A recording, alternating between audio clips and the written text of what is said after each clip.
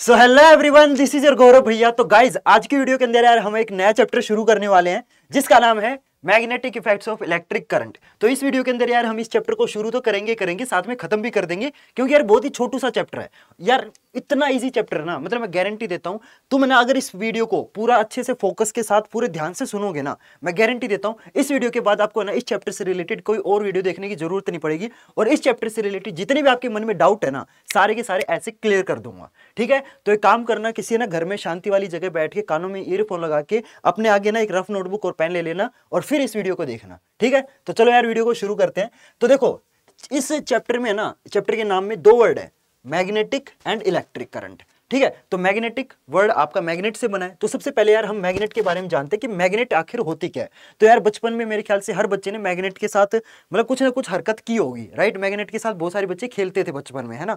तो magnet basically क्या है, एक ऐसी चीज है जो कि आयरन यानी कि लोहे को या फिर किसी और मैग्नेट को अट्रैक्ट करे। तो मैग्नेट जो है ना वो क्या करती है, या तो एक मैग्नेट दूसरी मैग्नेट को अट्रैक्ट करेगी या फिर एक मैग्नेट लोहे को अट्रैक्ट करेगी। ठीक है, समझ में आई बात।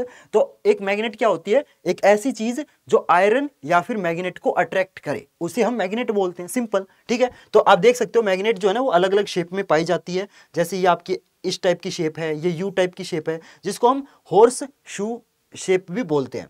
ये सर्कल टाइप की शेप में मैग्नेट है। ये वाली मैग्नेट तो मेरे ख्याल से हर बचपन में मतलब बच्चों ने खेली है। इनको जब हम बचपन में ऐसे उछालते थे ना तो ऊपर जाके चिपक के ना एक बहुत ही प्यारी आवाज करती थी। तो ये तो इससे तो यार मैं भी बचपन में खेला हूँ। और ये कंपास है, कंपास की जो ये सुई है ना, आप देख सकते हो ये थोड़ी आधी नीली है आधी लाल है। तो ये जो कंपास की सुई है ये भी आपकी मैग्नेट से बनी हुई है, और ये जो सुई है ना ये आपकी डायरेक्शन बताती है। ठीक है, मेरे ख्याल से आपको समझ आ गया होगा कि मैग्नेट होती क्या है और जो मैग्नेट है वो किस किस टाइप में पाई जाती है। चलो आगे चलते हैं। तो अब मैग्नेट के बाद आता है मैग्नेटिक फील्ड। तो देखो यार हर मैग्नेट के ना चारों तरफ एक मैग्नेटिक फील्ड होता है। तो मैग्नेटिक फील्ड का मतलब क्या है, मैग्नेटिक फील्ड का मतलब ये है कि एक मैग्नेट के चारों तरफ एक ऐसा एरिया होता है, एक ऐसा रीजन होता है जहां पे आपको मैग्नेटिक फोर्सेस फील होंगी। ठीक है, अब जैसे आपकी ये मैग्नेट है और ये मेरा मान लो एक लोहा है, ये आयरन है। ठीक है, अब इस आयरन को अगर मैं इस मैग्नेट से दूर रखूंगा ना तो ये इस आयरन में कोई भी है ना अट्रैक्शन वाला फोर्स इसको फील नहीं होगा। लेकिन जैसे जैसे मैं इस आयरन को इस मैग्नेट के पास लेके जाता जाऊंगा ना, तो एक थोड़े से मतलब डिस्टेंस के पास, थोड़े से डिस्टेंस के बाद क्या होगा, ये आयरन इस मैग्नेट से अट्रैक्ट होने लग जाएगा। तो ये जो एरिया है ना, ये जो एरिया, जिस एरिया के अंदर जो अट्रैक्शन वाला जो फोर्स है ना वो फील होना स्टार्ट हो जाए, उस एरिया को हम मैग्नेटिक फील्ड बोलते हैं। ठीक है, समझ में आई बात। यानी कि मैग्नेटिक फील्ड वो एरिया होता है, मैग्नेट के आसपास वो एरिया होता है जहां पे अट्रैक्शन वाला जो फोर्स है ना, या तो अट्रैक्शन वाला फोर्स या फिर रिपल्शन वाला फोर्स, दो फोर्स होते हैं। एक होता है जिसमें एक मैग्नेट दूसरे मैग्नेट को अट्रैक्ट करती है, लेकिन वहीं पे अगर मैग्नेट की डायरेक्शन को अगर आप ऐसे रोटेट कर दोगे ना, चेंज कर दोगे, तो वो मैग्नेट अट्रैक्ट करने के बजाय वो रिपेल करेंगी, यानी कि एक दूसरे से दूर भागेंगी। तो फोर्स जो है ना वो दो टाइप का होता है, अट्रैक्शन एंड रिपल्शन वाला। ठीक है, तो वो एरिया जिस एरिया में मैग्नेट या तो अट्रैक्शन या फिर रिपल्शन वाला फोर्स फील कराए, उस एरिया को मैग्नेटिक फील्ड बोलते हैं। समझ में आई बात। ठीक है, ओके, चलो आगे चलते हैं। आगे देखो क्या बोला गया है, direct from north to south pole outside the magnet and from south to north pole inside the magnet. देखो अब है ना मैग्नेटिक फील्ड जो है वो आपकी मैग्नेटिक लाइंस के थ्रू पता चलता है। जहां पे ज्यादा मैग्नेटिक लाइंस होंगी वहां पे ज्यादा स्ट्रॉन्ग मैग्नेटिक फील्ड होगा, जहां पे कम मैग्नेटिक लाइंस होंगी वहां पे जो मैग्नेटिक फील्ड है वो थोड़ा सा आपका कमजोर होगा। सिंपल सी बात है। ठीक है, तो अब ये जो मैग्नेटिक लाइंस है आप देख पा रहे हो, ये मैग्नेट है, इस मैग्नेट का ये नॉर्थ पोल है और ये साउथ पोल है। ठीक है, तो मैग्नेट के दो पोल होते हैं, नॉर्थ एंड साउथ। ठीक है, और मान लो इसी मैग्नेट के पास मैं एक दूसरी मैग्नेट लेके आऊं और इसका नॉर्थ और ये साउथ, तो देखो इस मैग्नेट का इधर साउथ है, इसका नॉर्थ है, तो ये क्या करेंगे, अट्रैक्ट करेंगे। ठीक है, ये क्या करेंगे, अट्रैक्ट करेंगे। क्यों? क्योंकि ये जो पोल है ये अपोजिट पोल्स है। समझ में आई बात। अपोजिट पोल हमेशा क्या करते हैं, अट्रैक्ट करते हैं। एंड वहीं पे अगर इस मैग्नेट को मैं रोटेट कर दूं, इस मैग्नेट को अगर मैं रोटेट कर दूं फॉर एग्जांपल ऐसे, इसका मैं साउथ पोल इधर कर दूं और इधर नॉर्थ कर दूं, तो अब देखो इसका भी साउथ है इसका भी साउथ है, तो अब ये क्या करेंगे, अब ये रिपेल करेंगे, ये एक दूसरे को दूर भेजेंगे। मतलब आप ना, मतलब इनको पास लाने में आपको थोड़ा सा ज्यादा फोर्स, अपना खुद का जोर लगाना पड़ेगा। मेरे ख्याल से ये बचपन में आप करके देख चुके हो। तो ये क्यों होता है, क्योंकि जब आपके सेम पोल, चाहे ये साउथ साउथ ले लो, चाहे दोनों नॉर्थ नॉर्थ ले लो, अगर पोल सेम है ना तो वो आपस में क्या करेंगे, रिपेल करेंगे। क्लियर। एंड अगर अपोजिट पोल है तो क्या करेंगे, अट्रैक्ट करेंगे। ठीक है, समझ में आई बात।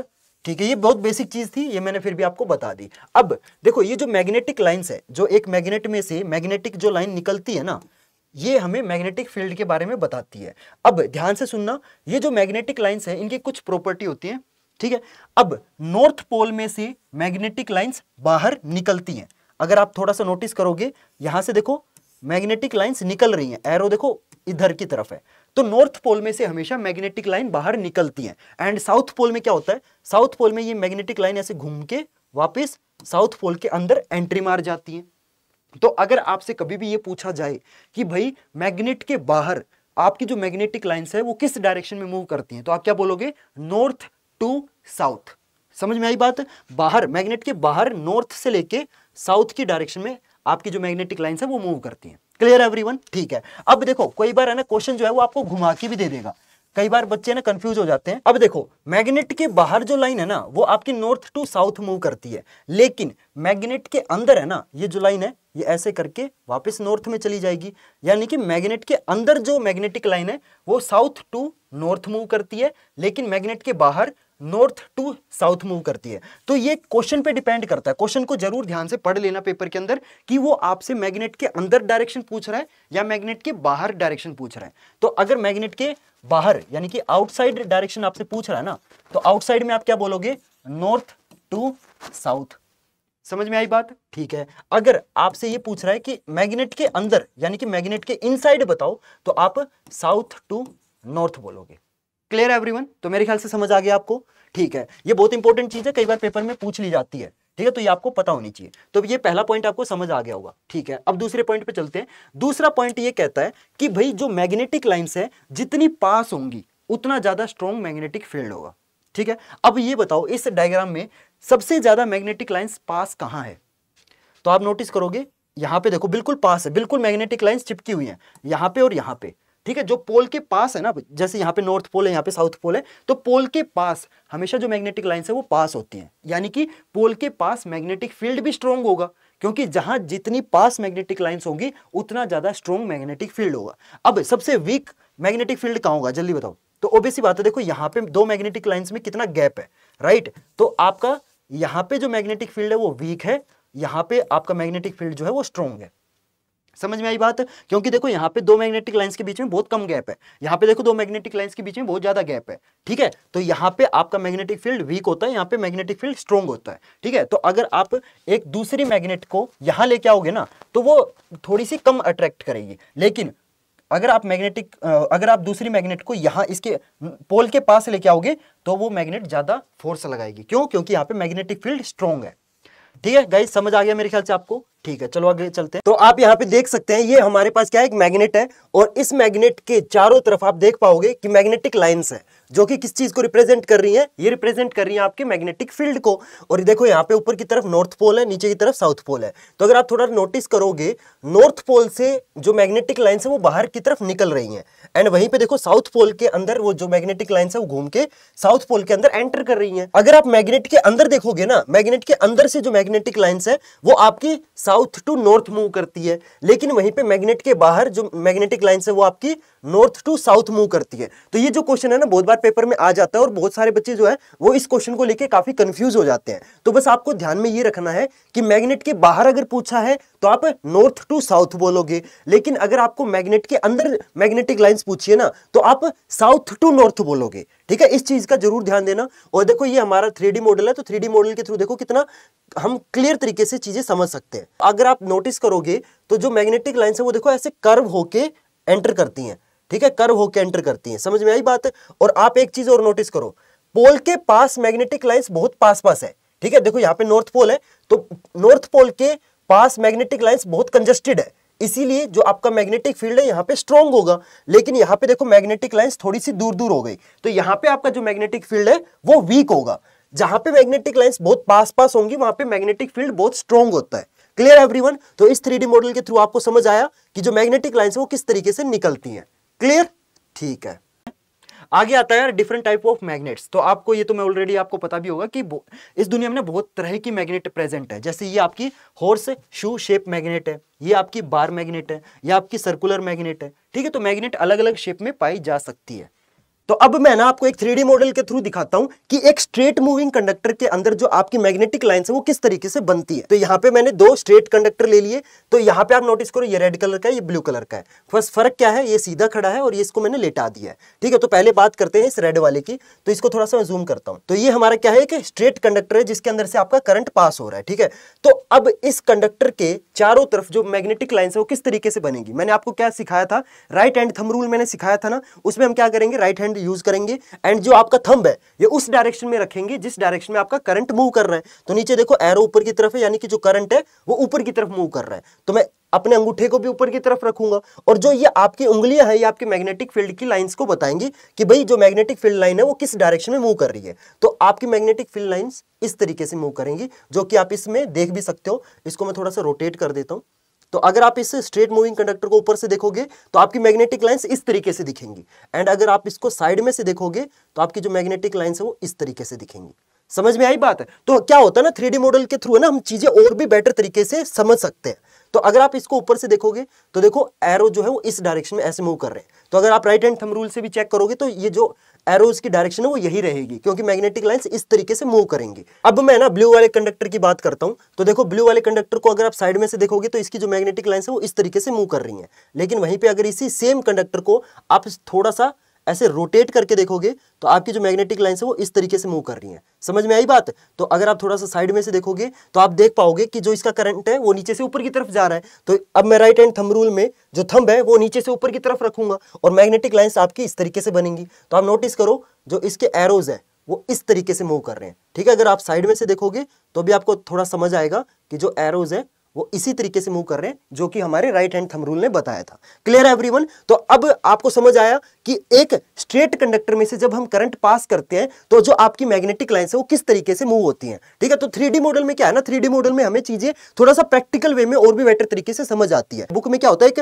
फिक्स डायग्राम होता है, वो 2D डायग्राम होता है। ये क्या है, 3D मॉडल है। तो 3D मॉडल से देखो हम चीजें ना ऐसे रोटेट करके हम देख सकते हैं, प्रैक्टिकली समझ सकते हैं कि भाई एक्चुअली में जो मैग्नेटिक लाइंस है वो किस तरीके से मूव करती है। ठीक है, तो मेरे ख्याल से आपको ये चीजें समझ आ रही होंगी। तो अगर यार आपको 3D मॉडल्स थोड़ी सी भी हेल्प कर रहे हैं तो प्लीज यार वीडियो को लाइक जरूर कर देना, क्योंकि यार देखो ये जो 3D मॉडल्स है ना ये बनाने में लिटरली बहुत मेहनत लगती है। तो यार कम से कम इतना तो बनता है कि तुम इन 3D मॉडल्स के लिए वीडियो को लाइक कर दो। ठीक है, बहुत मेहनत लगती है। तो अगर आप वीडियो को लाइक करोगे तो हम आगे के जो चैप्टर्स है ना उनमें भी इसी टाइप के जो 3D मॉडल्स है वो लाते रहेंगे। क्लियर? ठीक है, अब ये भी मेरे को ख्याल से आपको पता चल गया होगा कि यहाँ पे देखो एक बार मैग्नेट यहाँ पे रखी हुई है, दूसरी बार मैग्नेट यहाँ पे है। इसका इधर साउथ पोल है, इसका इधर साउथ पोल है। तो देखो दोनों के साउथ पोल बिल्कुल पास में है। तो अब ये बताओ यहाँ पे किस टाइप का फोर्स लगेगा, जल्दी बताओ।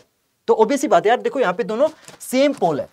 ठीक है, साउथ और साउथ बिल्कुल पास में है। तो क्या होगा, जब सेम पोल होते हैं तब क्या होता है, रिपल्शन। ठीक है, रिपल्शन होता है, यानी कि ये एक दूसरे से दूर जाने की कोशिश करेंगे। एंड यहाँ पे नीचे क्या होगा, यहाँ पे भी देखो नॉर्थ है, यहाँ पे भी नॉर्थ है। तो यहाँ पे भी सेम पोल है, चाहे दोनों साउथ साउथ हो चाहे दोनों नॉर्थ नॉर्थ हो। ठीक है, अगर पोल सेम है तो रिपल्शन ही होगा। Clear everyone?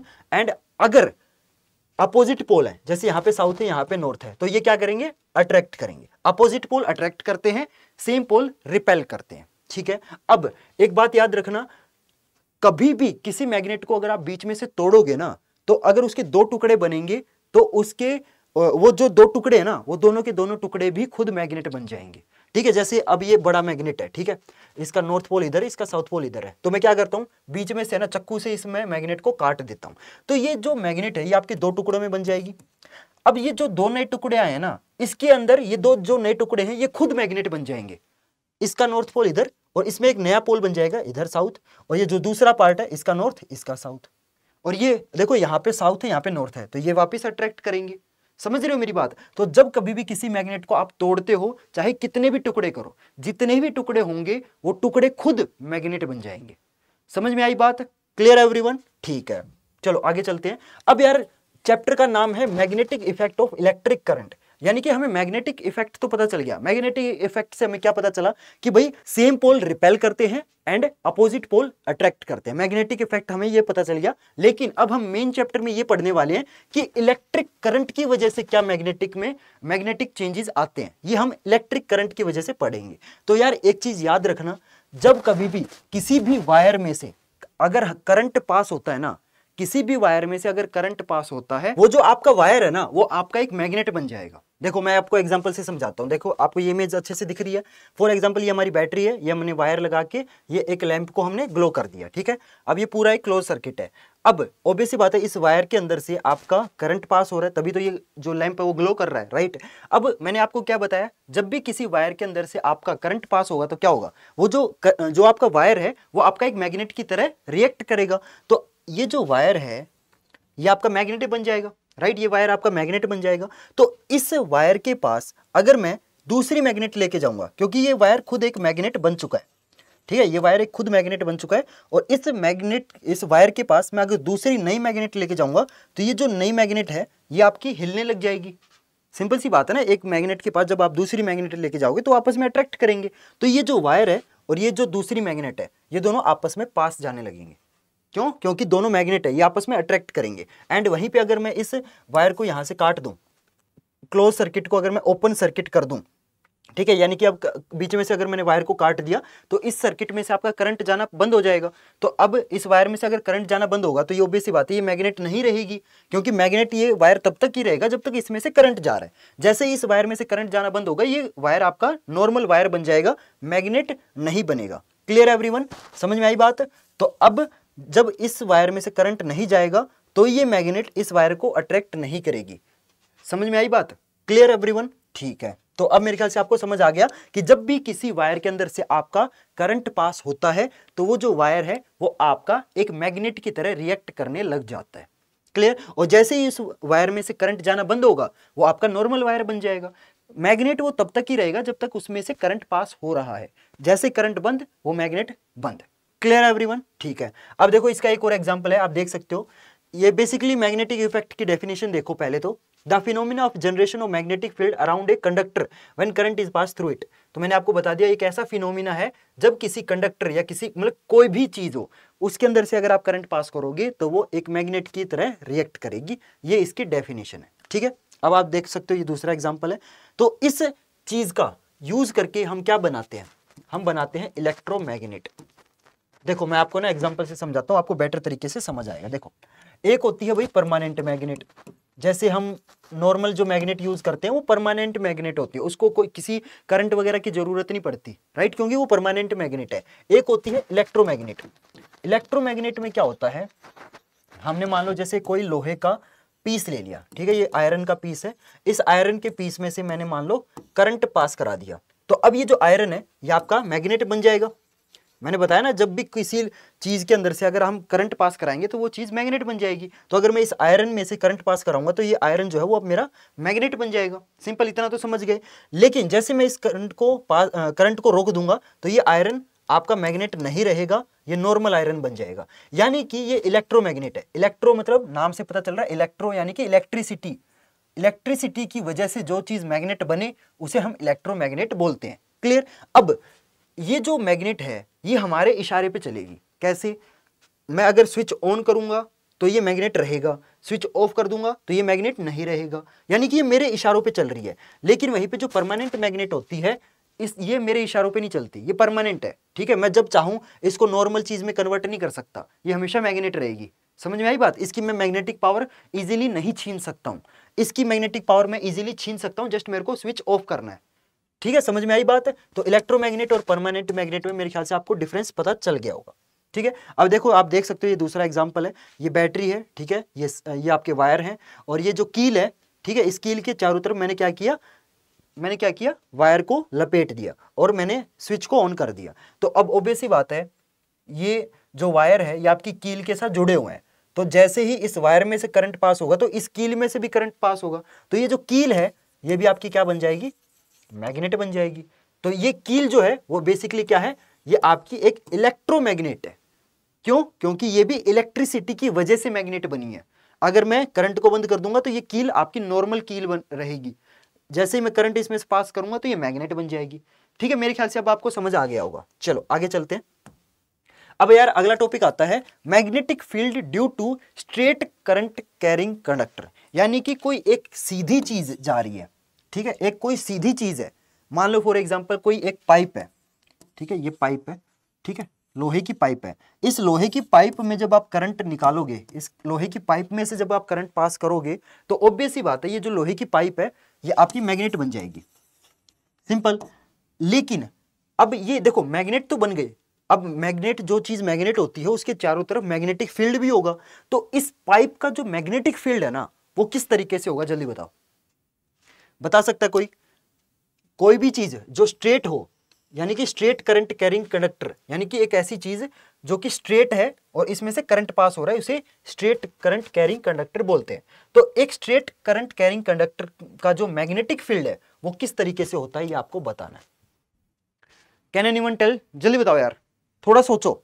देखो ऑब्वियस सी बात है ये आपके एक मैग्नेट की तरह काम करेगी, और मैग्नेट के चारों तरफ क्या होता है, मैग्नेटिक फील्ड होता है। और मैंने आपको बताया था कि मैग्नेटिक फील्ड जो है वो बिल्कुल पास सबसे ज्यादा होता है, जितना ज्यादा दूर आप जाते जाओगे मैग्नेटिक फील्ड आपका उतना वीक होता चला जाएगा। ये आपको मैंने बताया था ना, जैसे एक मैग्नेट ये है, इसके ये आयरन है, ये आयरन जितना इस मैग्नेट के पास लेके जाओगे उतना फोर्स ज्यादा होगा। क्यों? क्योंकि इस मैग्नेट के पास मैग्नेटिक फील्ड ज्यादा है।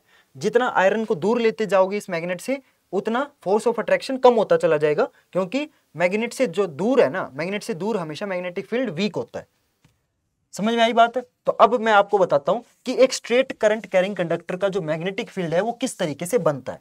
ध्यान से सुनना। तो मान लो ये आपका क्या है, एक वायर है, ठीक है, ये बिल्कुल सीधा वायर है। इस वायर में से आपका मान लो करंट जा रहा है इस डायरेक्शन में, ठीक है, एक वायर में से हमने करंट निकाला, तो ऑब्वियस सी बात है करंट जो है वो आपका एक मैग्नेट का काम करेगा। तो इस वायर के चारों तरफ मैग्नेटिक फील्ड भी बनेगा, क्योंकि मैग्नेट के चारों तरफ मैग्नेटिक फील्ड होता है, ठीक है। तो इस वायर के चारों तरफ मैग्नेटिक फील्ड बनेगा। तो वो जो मैग्नेटिक फील्ड है वो किस तरीके से बनेगा, ध्यान से सुनना। तो इस वायर के चारों तरफ सर्कल की फॉर्म में मैग्नेटिक फील्ड बनेगा, ठीक है, सर्कल की फॉर्म में ऐसे, ठीक है। और जितना ज्यादा दूर आपका मैग्नेटिक फील्ड जाता जाएगा, जो लाइनें हैं वो आपकी उतनी ही दूर होती जाएंगी। अगली लाइन इतनी दूर, क्यों? क्योंकि ये तो थोड़ा सॉरी मैंने इधर का इस साइड कर दिया, ऐसे, ठीक है, ऐसे दूर जाती जाएंगी, ठीक है, समझ में आई बात? तो क्या होगा, इस वायर के पास मैग्नेटिक फील्ड ज्यादा होगा, क्योंकि मैंने आपको बताया था जहां पे मैग्नेटिक फील्ड ज्यादा होता है वहां पे जो मैग्नेटिक लाइंस है वो बहुत ज्यादा पास होती हैं, ठीक है। तो करंट जो वायर में से, इस वायर में से जो करंट जा रहा है, तो ऑब्वियस सी बात है इस वायर के पास जो मैग्नेटिक फील्ड लाइन है वो बिल्कुल पास पास होंगी, और दूर जाते जाते क्या होगा, मैग्नेटिक फील्ड लाइन जो है वो दूर होती जाएंगी, क्योंकि यहाँ पे देखो दो मैग्नेटिक फील्ड लाइन के बीच में गैप ज्यादा है, यानी कि मैग्नेटिक फील्ड बहुत कम है। अब यहाँ पे देखो दो मैग्नेटिक फील्ड लाइन के बीच में गैप बहुत कम है, इसलिए यहाँ पे मैग्नेटिक फील्ड ज्यादा है। समझ में आई बात? क्लियर है एवरीवन? तो एक सीधे करंट कैरिंग कंडक्टर का जो मैग्नेटिक फील्ड है वो सर्कल की फॉर्म में होता है। क्लियर? मेरे ख्याल से यहां तक आपको समझ आ गया होगा, ठीक है। तो कभी भी अगर आपसे पेपर में ये पूछा जाए कि एक स्ट्रेट करंट कैरिंग कंडक्टर, यानी कि कोई एक सीधी चीज जिसमें से करंट पास हो रहा है, तो वो जो सीधी चीज है उसका मैग्नेटिक फील्ड किस तरीके से होगा, सर्कल की फॉर्म में होगा, ठीक है। और जो सर्कल्स हैं वो उस वायर या उस कोई भी चीज जिसमें से करंट जा रहा है उस चीज के पास सर्कल जो है, वो जो सर्कल बनेंगे मैग्नेटिक फील्ड वाले वो पास पास होंगे। लेकिन जैसे जैसे उस वायर से आपका मैग्नेटिक, आप दूर जाते जाओगे जो मैग्नेटिक लाइंस है वो बहुत गैप में बनने लग जाएंगी। क्यों? क्योंकि इस वायर के से दूर जो है वो मैग्नेटिक फील्ड कम होता चला जाएगा। क्लियर है एवरीवन? फॉर एग्जांपल देखो यहाँ पे देखो, ये हमारा वेरिएबल रेजिस्टेंस है, ये हमारा एमीटर है, ये हमारी बैटरी है और ये हमारा स्विच है। तो इसमें से हमने करंट पास किया, तो अब ऑब्वियस सी बात है ये वायर है, ठीक है। और ये इस वायर का ये वाला जो पार्ट है वो सीधा है, सिंपल सी बात है, वायर का ये वाला जो पार्ट है वो सीधा है। तो करंट ऐसे घूम के ऐसे जाएगा, है ना, ऐसे जाएगा, ठीक है। अब ये बताओ जल्दी से कि इस वायर का मैग्नेटिक फील्ड कैसे होगा। मैंने आपको क्या बताया था, कोई भी चीज सीधी हो ना तो उसका मैग्नेटिक फील्ड कैसे होता है, गोल होता है, ठीक है। तो इस वायर का जो मैग्नेटिक फील्ड है वो इस तरीके से सर्कल की फॉर्म में होगा, ठीक है। और जैसे जैसे दूर जाते जाओगे जो सर्कल्स के बीच में गैप है वो आपका इंक्रीज होता चला जाएगा। क्लियर है एवरीवन? अब ये जो मैग्नेटिक लाइंस है ये किस डायरेक्शन में बनेंगी ये भी आपको पता होना चाहिए। देखो मैं बताता हूं, एक बार मैं इरेज कर देता हूं। देखो जैसे आपकी ये बार मैग्नेट है, एक सेकंड में देख लेता हूं आपको दिखाई दे रहा है कि नहीं दे रहा है। ठीक है, दिखाई दे रहा है आपको। तो ये आपका मान लो नॉर्थ पोल है, ये मान लो आपका साउथ पोल है। ठीक है, अब मैंने आपको क्या बताया था कि नॉर्थ पोल से जो मैग्नेटिक लाइन्स है वो बाहर निकलती हैं। ठीक है, ऐसे बाहर निकलेंगी। ठीक है, और साउथ पोल में जो मैग्नेटिक लाइन्स है ऐसे घूम के वापस साउथ पोल में आके मिल जाती हैं। ये भी देखो मैंने आपको बताया था, राइट, ये मैंने आपको बताया था ना चीज। अब हमें ये तो पता है कि बार मैग्नेट के बिल्कुल पास जो मैग्नेटिक लाइन्स है वो बिल्कुल पास होंगी ऐसे।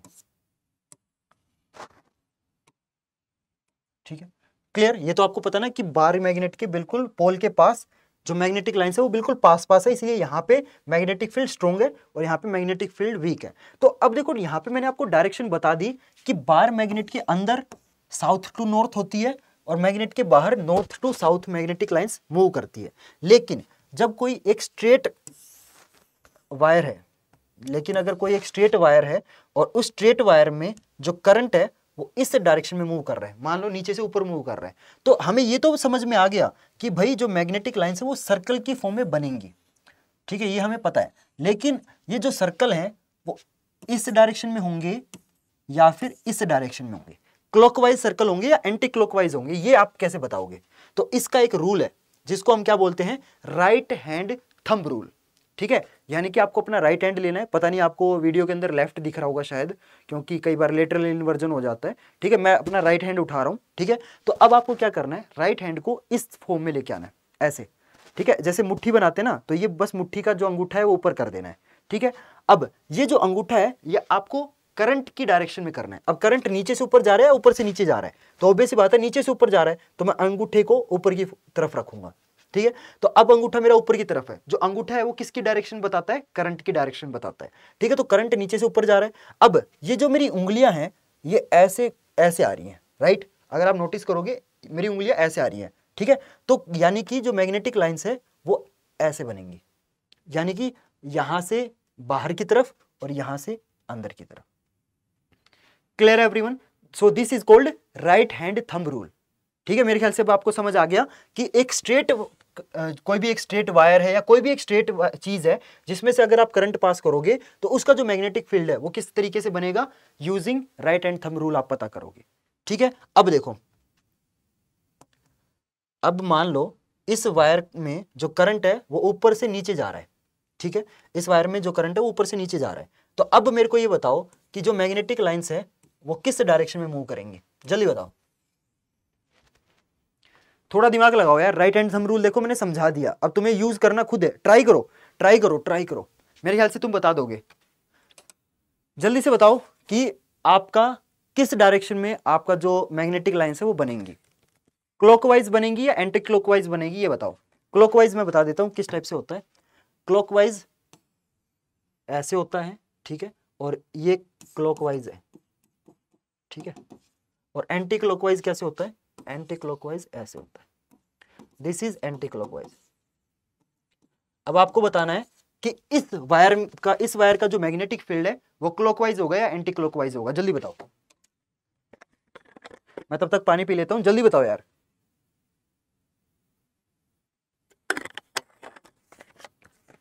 वेरी गुड, बहुत सारे बच्चों ने बिल्कुल सही बताया।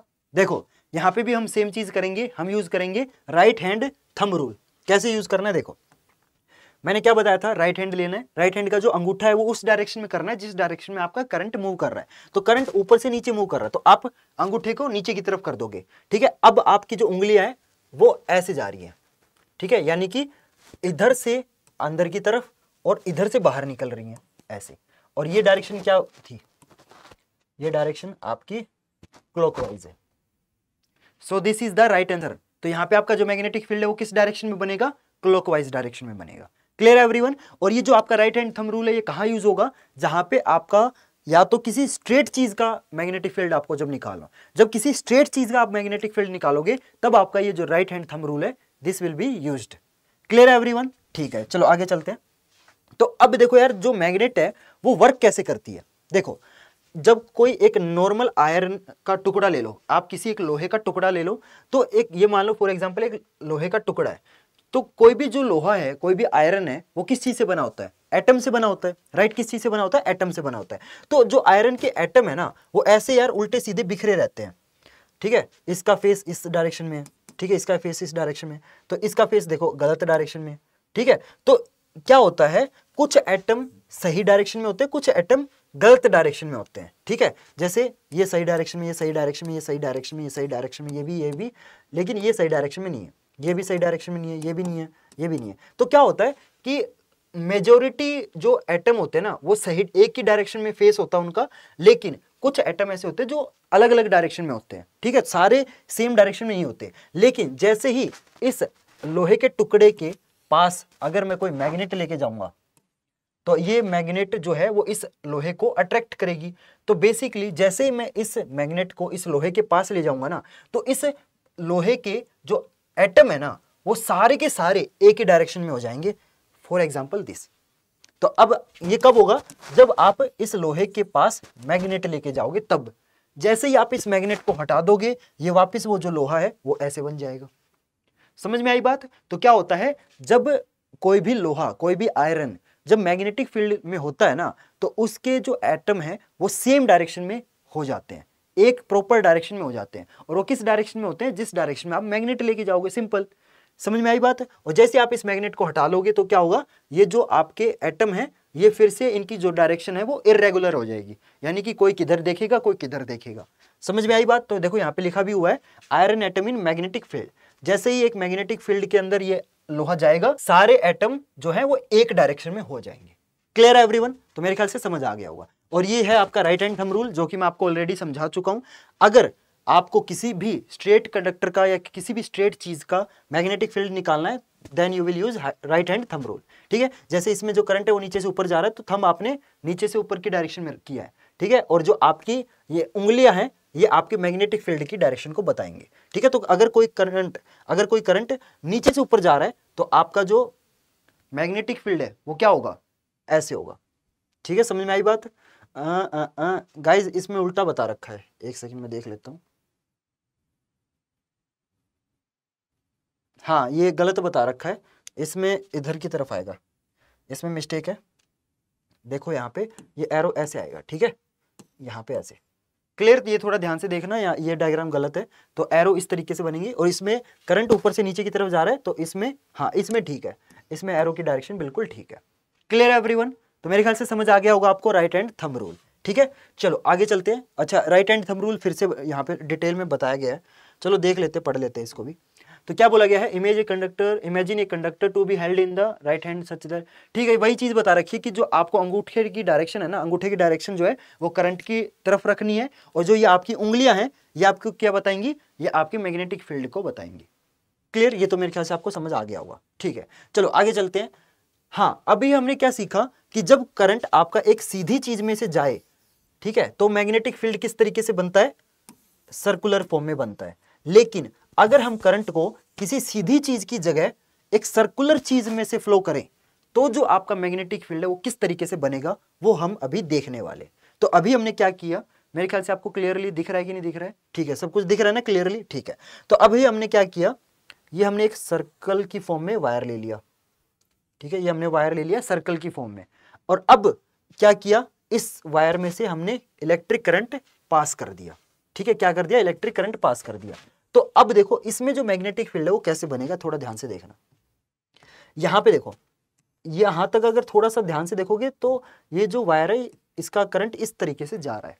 तो यहाँ पे देखो ये छोटे से टुकड़े में ये स्ट्रेट है, कहीं ना कहीं थोड़ा सा स्ट्रेट है। अगर आप पूरे इसको देखोगे तो पूरा सर्कल में है, लेकिन अगर आप सिर्फ इतना हिस्सा देखोगे, अगर आप एक सेकेंड, हाँ, अगर आप सिर्फ इतना हिस्सा देखोगे तो थोड़ा सा आप नोटिस करोगे कि ये थोड़ा सा एक स्ट्रेट वायर का टुकड़ा लग रहा है। तो बस जहां पे स्ट्रेट वायर आ गया वहां पे क्या लगा दोगे? Right hand thumb rule. तो करंट नीचे से ऊपर जा रहा है तो ये लगा दोगे, तो आपका जो मैग्नेटिक फील्ड का डायरेक्शन है वो ये हो जाएगा, ठीक है? और यहाँ पे भी देखो सर्कल की फॉर्म में बनेंगे, क्योंकि ये जो छोटा सा टुकड़ा है ये आपका स्ट्रेट है, और स्ट्रेट वायर के अंदर हमारा जो मैग्नेटिक फील्ड है वो सर्कल की फॉर्म में बनता है, ठीक है? और जो डायरेक्शन है वो आपको राइट हैंड थंब रूल से पता चली जाती है। तो राइट हैंड थंब रूल लगा देंगे, नीचे से ऊपर करंट जा रहा है तो इधर से मैग्नेटिक फील्ड निकलेगा और इधर की तरफ अंदर जाएगा, क्लियर है एवरीवन, समझ में आया। और सिमिलरली यहाँ पे अगर आप नोटिस करोगे तो इसमें देखो जो करंट है वो घूम के वापस नीचे की तरफ हो जाएगा। यहाँ पे देखो करंट ऊपर जा रहा था, यहाँ करंट देखो नीचे जा रहा है क्योंकि ये घूम गया, ठीक है, ऐसे घूम के आ गया, ऐसे घूम के नीचे की तरफ आ गया, ठीक है। तो अब यहाँ पे भी देखो अगर आप ध्यान दोगे तो ये छोटा सा टुकड़ा आपका क्या है, स्ट्रेट वायर की तरह है, लग रहा है थोड़ा सा, ठीक है। तो अब यहाँ पे भी सेम हम राइट हैंड थंब रूल लगा देंगे। तो अब की बार जो अंगूठा है वो आप नीचे की डायरेक्शन में करोगे और आपका मैग्नेटिक फील्ड इधर से अंदर घुसेगा और इधर से बाहर निकलेगा। क्लियर है एवरीवन। तो आपका कोई भी एक सर्कुलर, आप कोई भी सर्कुलर की फॉर्म में वायर ले लेते हो या कोई भी कंडक्टर ले लेते हो तो उसका जो मैग्नेटिक फील्ड है आप इस तरीके से निकाल सकते हो। क्लियर है एवरीवन, मेरे ख्याल से यहां तक समझ आ गया होगा। बस वही चीज है कि इसमें क्या किया, इसमें हमने जो राइट हैंड थंब रूल है वो बस 2 बार लगा दिया। इस तरफ नीचे से ऊपर जा रहा है करंट, इस तरफ ऊपर से नीचे आ रहा है करंट, बस यही फर्क है और कोई फर्क नहीं है। क्लियर, चलो आगे चलते हैं। हाँ अब देखो यार, जब भी किसी सर्कुलर वायर में से आपका करंट पास होता है ना तो उसकी जो डायरेक्शन है वो किस तरीके से बनती है। देखो ये हमने 2 डायरेक्शन देख ली, लेकिन हम इस पूरे की अगर एक डायरेक्शन बताएं, क्योंकि देखो यार यहाँ पे डायरेक्शन आपकी, अगर यहाँ पे आप राइट हैंड थंब रूल लगाओगे यहाँ पे तो आपका अंगूठा ऐसे बन जाएगा, क्योंकि इस बार करंट इधर जा रहा है तो अंगूठा आप इधर करोगे, तो इस बार जो आपका मैग्नेटिक फील्ड है वो कैसे बनेगा, यहां से, एक सेकेंड, हाँ यहां से अंदर जाएगा और वहां से ऊपर निकलेगा। तो हम अगर इसका मैग्नेटिक फील्ड बताएंगे तो हम एक छोटे छोटे टुकड़े का थोड़ी बताएंगे, हमें तो पूरे का एक साथ बताना होगा ना। पूरे का अगर एक साथ बताएंगे तो कैसे बताएंगे बताओ, क्योंकि अगर आपसे मान लो एक ऐसे बोल दिया जाए कि भाई एक वायर है वो आपकी सर्कल की फॉर्म में है, उसका मैग्नेटिक फील्ड बताओ, तो आप ये थोड़ी बताओगे कि इधर ऐसे रहेगा, इधर ऐसे रहेगा, इधर ऐसे रहेगा, क्योंकि हर अलग अलग पॉइंट पे आपका जो मैग्नेटिक फील्ड है वो चेंज होता जाएगा, राइट। उसकी जो डायरेक्शन है वो चेंज होती जाएगी, राइट। यहाँ पे देखो अलग डायरेक्शन थी, यहाँ पे अलग डायरेक्शन है, तो हम ऐसे हर पॉइंट के लिए तो बता नहीं सकते। तो अगर हमें किसी भी एक सर्कुलर वायर का मैग्नेटिक फील्ड निकालने के लिए बोल दिया जाए तो उसका जब हम टोटल बताएंगे तो क्या बताएंगे, इसमें क्या होगा, 2 पोल बनेंगे, एक तरफ नॉर्थ पोल बनेगा, एक तरफ साउथ पोल बनेगा। कैसे, देखो यहां से मैग्नेटिक लाइंस बाहर निकल रही हैं और मैंने आपको बताया था मैग्नेटिक लाइंस नॉर्थ में, नॉर्थ से बाहर निकलती हैं और यहां से अंदर साउथ बनेगा, ठीक है। क्यों, क्योंकि साउथ के अंदर एंट्री मारती है। सिमिलरली यहां पे भी साउथ बनेगा और यहां बाहर नॉर्थ बनेगा, ठीक है, समझ में आया। तो आप अगर नोटिस करोगे यहां से, अगर आप थोड़ा बाहर से थोड़ा सोचो, यहां से अंदर की तरफ क्या हो रहा है, साउथ पोल बन रहा है, बाहर की तरफ नॉर्थ पोल बन रहा है, क्योंकि बाहर से लाइट रे निकल रही हैं और अंदर लाइट रे जा रही हैं। तो यहां पे करंट का जो डायरेक्शन है ना वो आपको क्या बताएगा, वो आपको बताएगा कि नॉर्थ पोल बनेगा या साउथ पोल बनेगा।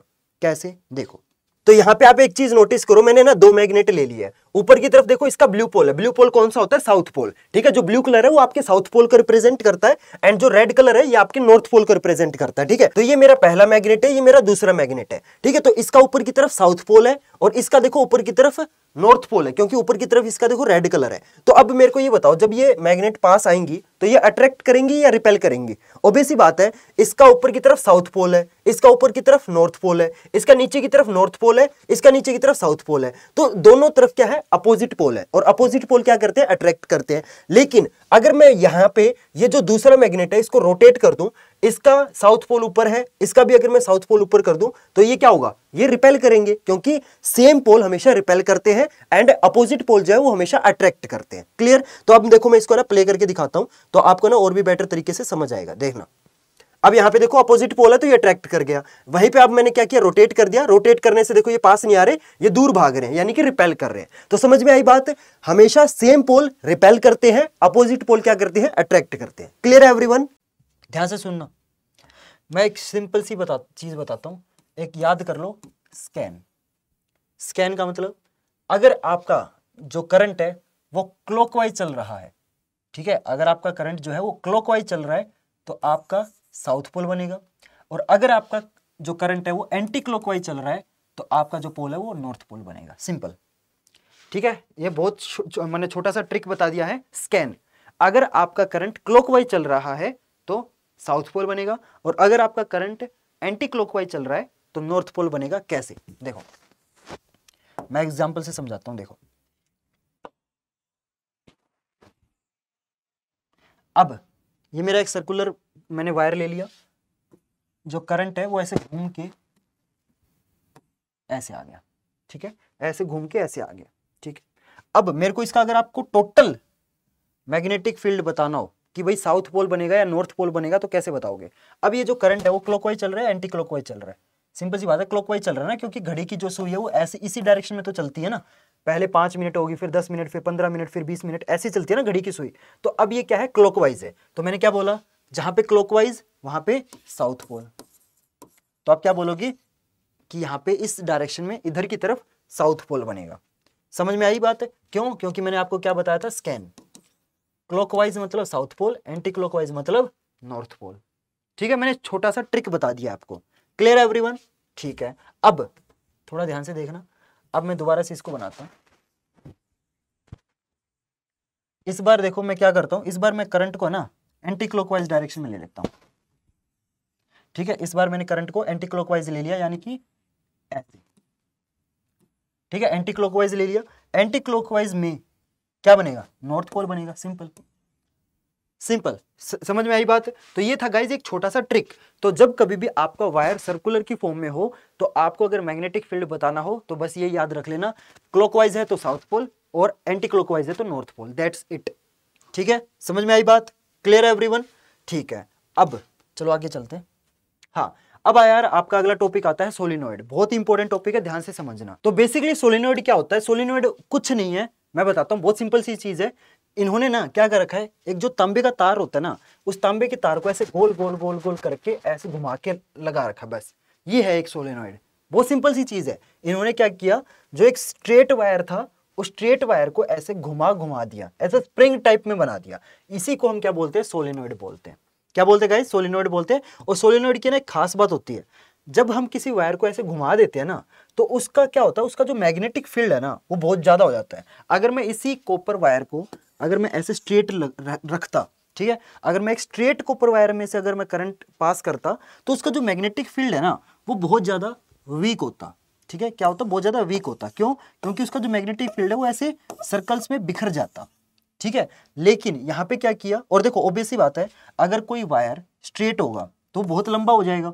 अगर मैं इसी वायर को सीधा कर दूं तो ये बहुत लंबा हो जाएगा, और जो मैग्नेटिक फील्ड है वो बट जाएगा, क्योंकि वायर बहुत लंबा हो गया और मैग्नेटिक फील्ड ऐसे थोड़ा थोड़ा होके सब में डिवाइड हो जाएगा। लेकिन अगर मैं इसी स्ट्रेट वायर को ऐसे घुमा के ऐसे स्प्रिंग बना दूंगा ना, तो अब ये जो वायर है वो थोड़े से स्पेस में आ गया है, और सारा जो मैग्नेटिक फील्ड था वो इसी एक साथ इकट्ठा हो जाएगा। क्या हो जाएगा? इकट्ठा हो जाएगा।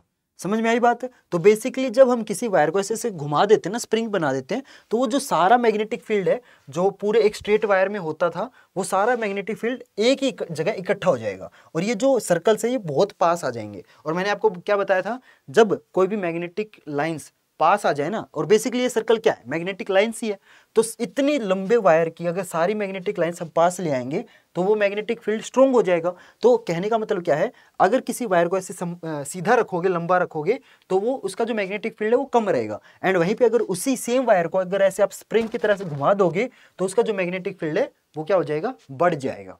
ठीक है, तो सोलिनॉइड का बेसिकली रूल क्या है, कम स्पेस में ज्यादा मैग्नेटिक स्ट्रॉन्ग मैग्नेटिक फील्ड बनाना। ठीक है, यानी कि स्पेस भी कम ले लिया और जो मैग्नेटिक फील्ड है वो स्ट्रॉन्ग भी हो गया, ये राइट, दोनों काम हो गए। तो इसे ही क्या बोलते हैं, सोलिनॉइड बोलते हैं। क्लियर है एवरीवन? ठीक है, तो गाइज ये है हमारा सोलिनॉइड का एक 3D मॉडल। अब बहुत सारे बच्चे बोलेंगे कि भैया ये तो कहीं से सोलिनॉइड लग ही नहीं रहा। तो देखो मैं अब इसको थोड़ा सा रोटेट करता हूं, अब थोड़ा सा पहचान में आया। ये हमारा जो व्हाइट कलर है ये क्या है, ये हमारा सोलिनॉइड है। ठीक है, ये व्हाइट कलर का जो वायर है ना, ये हमारा क्या है, सोलिनॉइड है। और बाकी ये चीजें क्या है, बाकी हमारी मैग्नेटिक लाइंस है।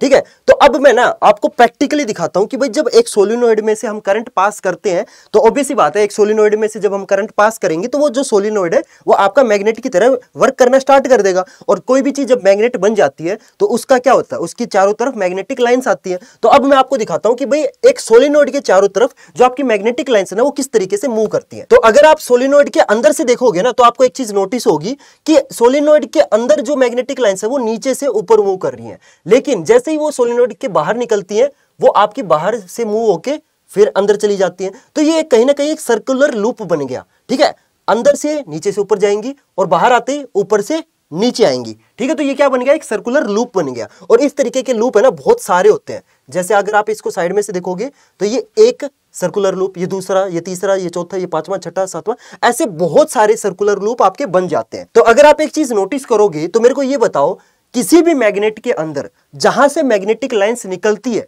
उस पोल को क्या बोलते हैं? उसको बोलते हैं नॉर्थ पोल। तो अगर आप नोटिस करोगे ऊपर से आपकी जो मैग्नेटिक लाइंस है वो बाहर निकल रही हैं, ठीक है, तो ऊपर क्या होगा? ऊपर आपका नॉर्थ पोल बनेगा। एंड जहां पे आपकी मैग्नेटिक लाइंस अंदर एंटर करती है वो होता है हमारा साउथ पोल। तो नीचे आपका साउथ पोल बनेगा, ऊपर आपका नॉर्थ पोल बनेगा। तो कहीं ना कहीं आपका जो सोलिनॉइड है ना वो एक बार मैग्नेट की तरह आपका वर्क करने लग जाता है, क्योंकि बार मैग्नेट में भी आपका अलग से साउथ पोल दिखता है और अलग से नॉर्थ पोल दिखता है। तो इसमें देखो ऊपर की तरफ आपका नॉर्थ पोल है, नीचे की तरफ साउथ पोल है। तो कहीं ना कहीं आपका एक जो सोलिनॉइड है ना वो आपका एक तरह की बार मैग्नेट की तरह वर्क करने लग जाता है। Clear everyone? सोलिनॉइड के अंदर जो मैग्नेटिक लाइंस है ना वो साउथ टू नॉर्थ मूव करेंगी, क्योंकि नीचे की तरफ साउथ पोल है, ऊपर नॉर्थ पोल है, तो साउथ टू नॉर्थ मूव करेंगी। अंदर से देखो ऊपर की तरफ आए और फिर देखो घूम के, देखो ये जा रहे हैं नीचे की तरफ, घूम के वापस अंदर एंट्री कर गए। तो ये एक सर्कुलर लूप बन गया आपका, ठीक है। जो मैग्नेटिक लाइंस है वो इसी तरीके से इस सोलिनॉइड के चारों तरफ मूव करती रहती है। Clear everyone? तो मेरे ख्याल से यार आपको इस 3D मॉडल के थ्रू चीजें है ना और भी बेटर तरीके से समझ आ रही होंगी। और खासकर ये जो सोलिनॉइड वाली चीज है ना ये बहुत सारे बच्चों को समझ ही नहीं आती। तो ये जो चीज है ना ये आपके 3D मॉडल के थ्रू है ना समझानी और भी आसान हो जाती है। चलो आगे चलते हैं। तो अब इलेक्ट्रोमैग्नेट तो मेरे ख्याल से आपको पता चल ही गया होगा, मैंने स्टार्टिंग में आपको बता दिया था। इलेक्ट्रोमैग्नेट क्या होता है? एक ऐसी मैग्नेट जो कब एक्टिव होगी, एक ऐसी मैग्नेट जो तभी एक्टिव होगी जब उसके अंदर से करंट पास किया जाएगा। जब करंट पास नहीं करोगे तो वो एक नॉर्मल चीज बन जाएगी। जैसे ये कील है, ये कील तभी मैग्नेट का काम करेगी जब इस कील के अंदर से आप करंट पास करोगे। तो इलेक्ट्रोमैग्नेट नाम से ही पता चल रहा है ये मैग्नेट तभी बनेगी जब इसके अंदर से इलेक्ट्रिसिटी पास होगी। Clear everyone? ठीक है। चलो अब यार यहां से ना एक बहुत ही इंपॉर्टेंट टॉपिक आपका स्टार्ट होता है, थोड़ा सा प्लीज ध्यान से समझना, ठीक है। ये इस टॉपिक में बहुत सारे बच्चे गड़बड़ कर जाते हैं। अगर आपने ये टॉपिक समझ लिया तो ये मान लो आपको आधा चैप्टर समझ आ जाएगा। तो अब प्लीज थोड़ा सा ध्यान से देखना। देखो अब फॉर एग्जाम्पल ये मेरा एक वायर है, ठीक है, एक मेरा वायर है और ये मेरी बैटरी है, ठीक है। ऑब्वियस सी बात है इस वायर में से करंट आपका पास होगा। फॉर एग्जाम्पल करंट आपका इस डायरेक्शन में मूव कर रहा है। अब देखो ये जो वायर है, फॉर एग्जाम्पल हम अगर इतना हिस्सा लें, अब ये जो वायर है इस वायर में से अगर करंट पास हो रहा है तो ये जो वायर है इतना टुकड़ा ये क्या करेगा? मैग्नेट की तरह काम करेगा, ठीक है, ये आपको पता है। अब करंट हमने पास कर दिया तो ये आपका मैग्नेट बन गया, ठीक है, ये आपका मैग्नेट बन गया, इतना हिस्सा मैग्नेट बन गया मान लो, ठीक है। अब इसके पास मैं अगर एक और मैग्नेट लेके आता हूँ, ठीक है, नॉर्थ साउथ, अगर इस वायर के पास मैं एक और मैग्नेट लेके आता हूं तो क्या होगा? ऑब्वियस सी बात है ये भी मैग्नेट है, ठीक है, ये वायर भी मैग्नेट हो गया। क्यों? क्योंकि इसमें से करंट पास हो रहा है तो ये मैग्नेट है, ये दूसरी मैग्नेट है। तो दो मैग्नेट जब आपस में पास आएंगे तो क्या होगा? जल्दी बताओ जल्दी बताओ। तो ऑब्वियस सी बात है इस मैग्नेट को फोर्स फील होगा, राइट, क्योंकि देखो दो मैग्नेट जब पास आएंगे तो फोर्स फील होगा। अब वो फोर्स अट्रैक्शन वाला है या रिपल्शन वाला है वो डिपेंड करता है, लेकिन इतना पक्का है कि फोर्स तो पक्का फील होगा। अब या तो वो अट्रैक्शन वाला फोर्स हो सकता है, ठीक है, या वो रिपल्शन वाला फोर्स हो सकता है, ठीक है। अब ये जो मैग्नेट है यानी कि ये जो वायर है और वो जो मैग्नेट है ये या तो एक दूसरे को धक्का मारेंगे या एक दूसरे की तरफ अट्रैक्ट होंगे, राइट। फोर्स जरूर लगेगा, वो अट्रैक्शन वाला लग रहा है या रिपल्शन वाला लग रहा है वो डिपेंड करता है, ठीक है। अब ये तो समझ आ गया कि फोर्स लगेगा, क्योंकि जब किसी वायर में से करंट पास करोगे तो और उसके पास अगर मैग्नेट लाओगे तो आपको फोर्स फील होगा। अब ये थोड़ा सा डायग्राम कॉम्प्लिकेटेड लगता है बच्चों को, बट एक्चुअली में इतना कॉम्प्लिकेटेड नहीं है, ध्यान से समझना, ठीक है। बस यही वाला सेम कंसेप्ट है जो मैंने अभी यहाँ बताया ना, वही सेम कंसेप्ट है, बस ये थोड़ा सा डायग्राम कॉम्प्लिकेटेड कर दिया गया है। तो ये एक डिवाइस है AB नाम से, ठीक है, ये एक डिवाइस है AB नाम से, ठीक है, ये लोहे का एक टुकड़ा है। इस लोहे के टुकड़े में से हमने करंट पास कर दिया और जो करंट है वो देखो ऐसे होके ऐसे ऐसे जा रहा है, ठीक है, ऐसे होके जा रहा है, ठीक है। करंट हमने इस लोहे के टुकड़े में से पास कर दिया तो करंट जो है वो इस डायरेक्शन में मूव कर रहा है, ठीक है, यहाँ से आया इधर से घूम के ऊपर चला गया, ठीक है। इस लोहे के टुकड़े में से आपका करंट पास हो रहा है। अब ये लोहे का टुकड़ा एक मैग्नेट की तरह काम करेगा, क्योंकि जब किसी लोहे के टुकड़े में से करंट पास करोगे तो वो लोहे का टुकड़ा जो है वो आपका मैग्नेट बन जाएगा, ठीक है। तो ये AB जो है ये आपका मैग्नेट की तरह काम कर रहा है, ये मैग्नेट बन गया। अब इस AB के पास अगर आप एक दूसरी मैग्नेट लेके आओगे, जो कि आप देख सकते हो यहाँ पे एक दूसरी मैग्नेट है, ये रही, ठीक है, ये दूसरी मैग्नेट लेके आओगे तो AB खुद मैग्नेट है और ये इसके पास एक और मैग्नेट लेके आ गए तो ये दोनों या तो अट्रैक्ट करेंगे या दोनों रिपेल करेंगे, फोर्स जरूर लगेगा।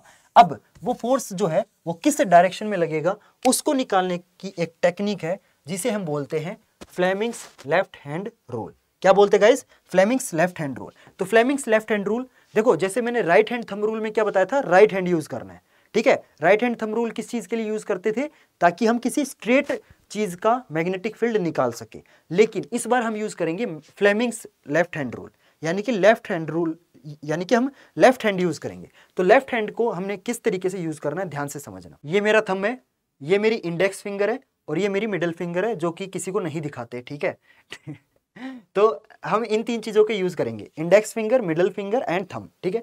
थंब ऐसे रखना है, इंडेक्स फिंगर ऐसे रखनी है, पता नहीं तुम्हें दिख रहा है कि नहीं दिख रहा है, और मिडिल फिंगर ऐसे रखनी है। तो थोड़ा देखो ध्यान से, ये तीनों की तीनों जो है ना, ये तीनों अंगूठा, इंडेक्स फिंगर और मिडिल फिंगर तीनों एक दूसरे से परपेंडिकुलर है। देखो एक सेकंड, पता नहीं तुम्हें दिख रहा है कि नहीं दिख रहा, हाँ अभी सही से दिख रहा होगा, ठीक है। तो अब देखो इनके बीच में भी 90 डिग्री का एंगल, इनके बीच में भी 90 डिग्री का एंगल, ठीक है। तो हर तीनों, इन तीनों के बीच में 90 डिग्री का एंगल है, ठीक है। तो अब जो आपका अंगूठा है ये क्या बताएगा, जल्दी बताओ। अंगूठा जो है ना, इसको हम फॉर एग्जाम्पल एक मैं टेक्निक बताता हूँ, वो यूज कर लो, ठीक है, तो तुम्हें ज्यादा बेटर तरीके से याद रहेगा। फादर मदर चाइल्ड, ये टेक्निक यूज करो, फादर मदर चाइल्ड। देखो फादर से बना फोर्स, ठीक है, एम से बना मैग्नेटिक फील्ड की डायरेक्शन, मैग्नेटिक फील्ड, और सी से बना करंट, ठीक है। अब कौन सी चीज कौन सी उंगली बताएगी ये आपको बताना है। सी का मतलब चाइल्ड यानी कि मिडल फिंगर, ठीक है, यानी कि मिडल फिंगर जो है वो करंट की डायरेक्शन बताएगी, ठीक है। मिडल फिंगर आपको करंट की डायरेक्शन में रखनी है, ठीक है। एम मतलब मैग्नेटिक फील्ड, ये आपकी बताएगी इंडेक्स फिंगर। इंडेक्स फिंगर आपकी क्या बताएगी, इंडेक्स फिंगर आपकी बताएगी मैग्नेटिक फील्ड को, मैग्नेटिक फील्ड की डायरेक्शन में आपको इंडेक्स फिंगर रखनी है, ठीक है। और एफ ये आपका थंब आएगा, ये आपका थंब आएगा, और जो थंब है वो आपका फोर्स बताएगा। क्लियर है एवरीवन, समझ में आई बात? बताओ जल्दी से, समझ में आ रहा है कि नहीं आ रहा है? ठीक है, तो अब आपको पता चल गया थंब किसको रिप्रेजेंट करता है, फोर्स को। इंडेक्स फिंगर किस चीज को रिप्रेजेंट करती है, मैग्नेटिक फील्ड को। एंड जो आपकी मिडिल फिंगर है वो किसको रिप्रेजेंट करती है, करंट को, ठीक है। अब आपको निकालना क्या है, फोर्स निकालना है, राइट। आपको फोर्स निकालना ना, कि जब आपका देखो यहाँ पे ये आपका क्या है, ये आपका मैग्नेट बन चुका है, क्योंकि इसमें से करंट जा रहा है, ठीक है। अब इस मैग्नेट के पास आपने दूसरा मैग्नेट रख दिया, ठीक है, इस मैग्नेट के पास आपने दूसरा मैग्नेट रख दिया, तो इनमें फोर्स हमें निकालना है कि फोर्स अट्रैक्शन वाला लगेगा या फिर रिपल्शन वाला लगेगा, ठीक है। तो हमें बेसिकली फोर्स निकालना है, यानी कि हमें थंब जिस डायरेक्शन में जाएगा वो चीज निकालनी है, कि भाई इन द एंड थंब किस डायरेक्शन में रहेगा वो हमें निकालना है, क्योंकि थंब ही हमें क्या बताएगा, फोर्स बताएगा। क्लियर, थंब हमें क्या बताएगा, फोर्स बताएगा। अब थोड़ा सा ध्यान से देखना, बहुत सारे बच्चे कंफ्यूज होते हैं। मैग्नेटिक फील्ड जो है वो हमेशा नॉर्थ से साउथ होता है, नॉर्थ से साउथ होता है, यानी कि आपको अपनी जो इंडेक्स फिंगर है ना वो नॉर्थ टू साउथ की डायरेक्शन में रखनी है, ठीक है। अब नॉर्थ टू साउथ है तो मैंने इंडेक्स फिंगर देखो नॉर्थ टू साउथ रखी है, और ये हमेशा अपना लेफ्ट हैंड यूज करना है, क्योंकि रूल का नाम क्या है, फ्लेमिंग्स लेफ्ट हैंड रूल, तो आपको हमेशा लेफ्ट हैंड यूज करना है। तो लेफ्ट हैंड की जो इंडेक्स फिंगर है वो आपको साउथ की तरफ रखनी है, ठीक है।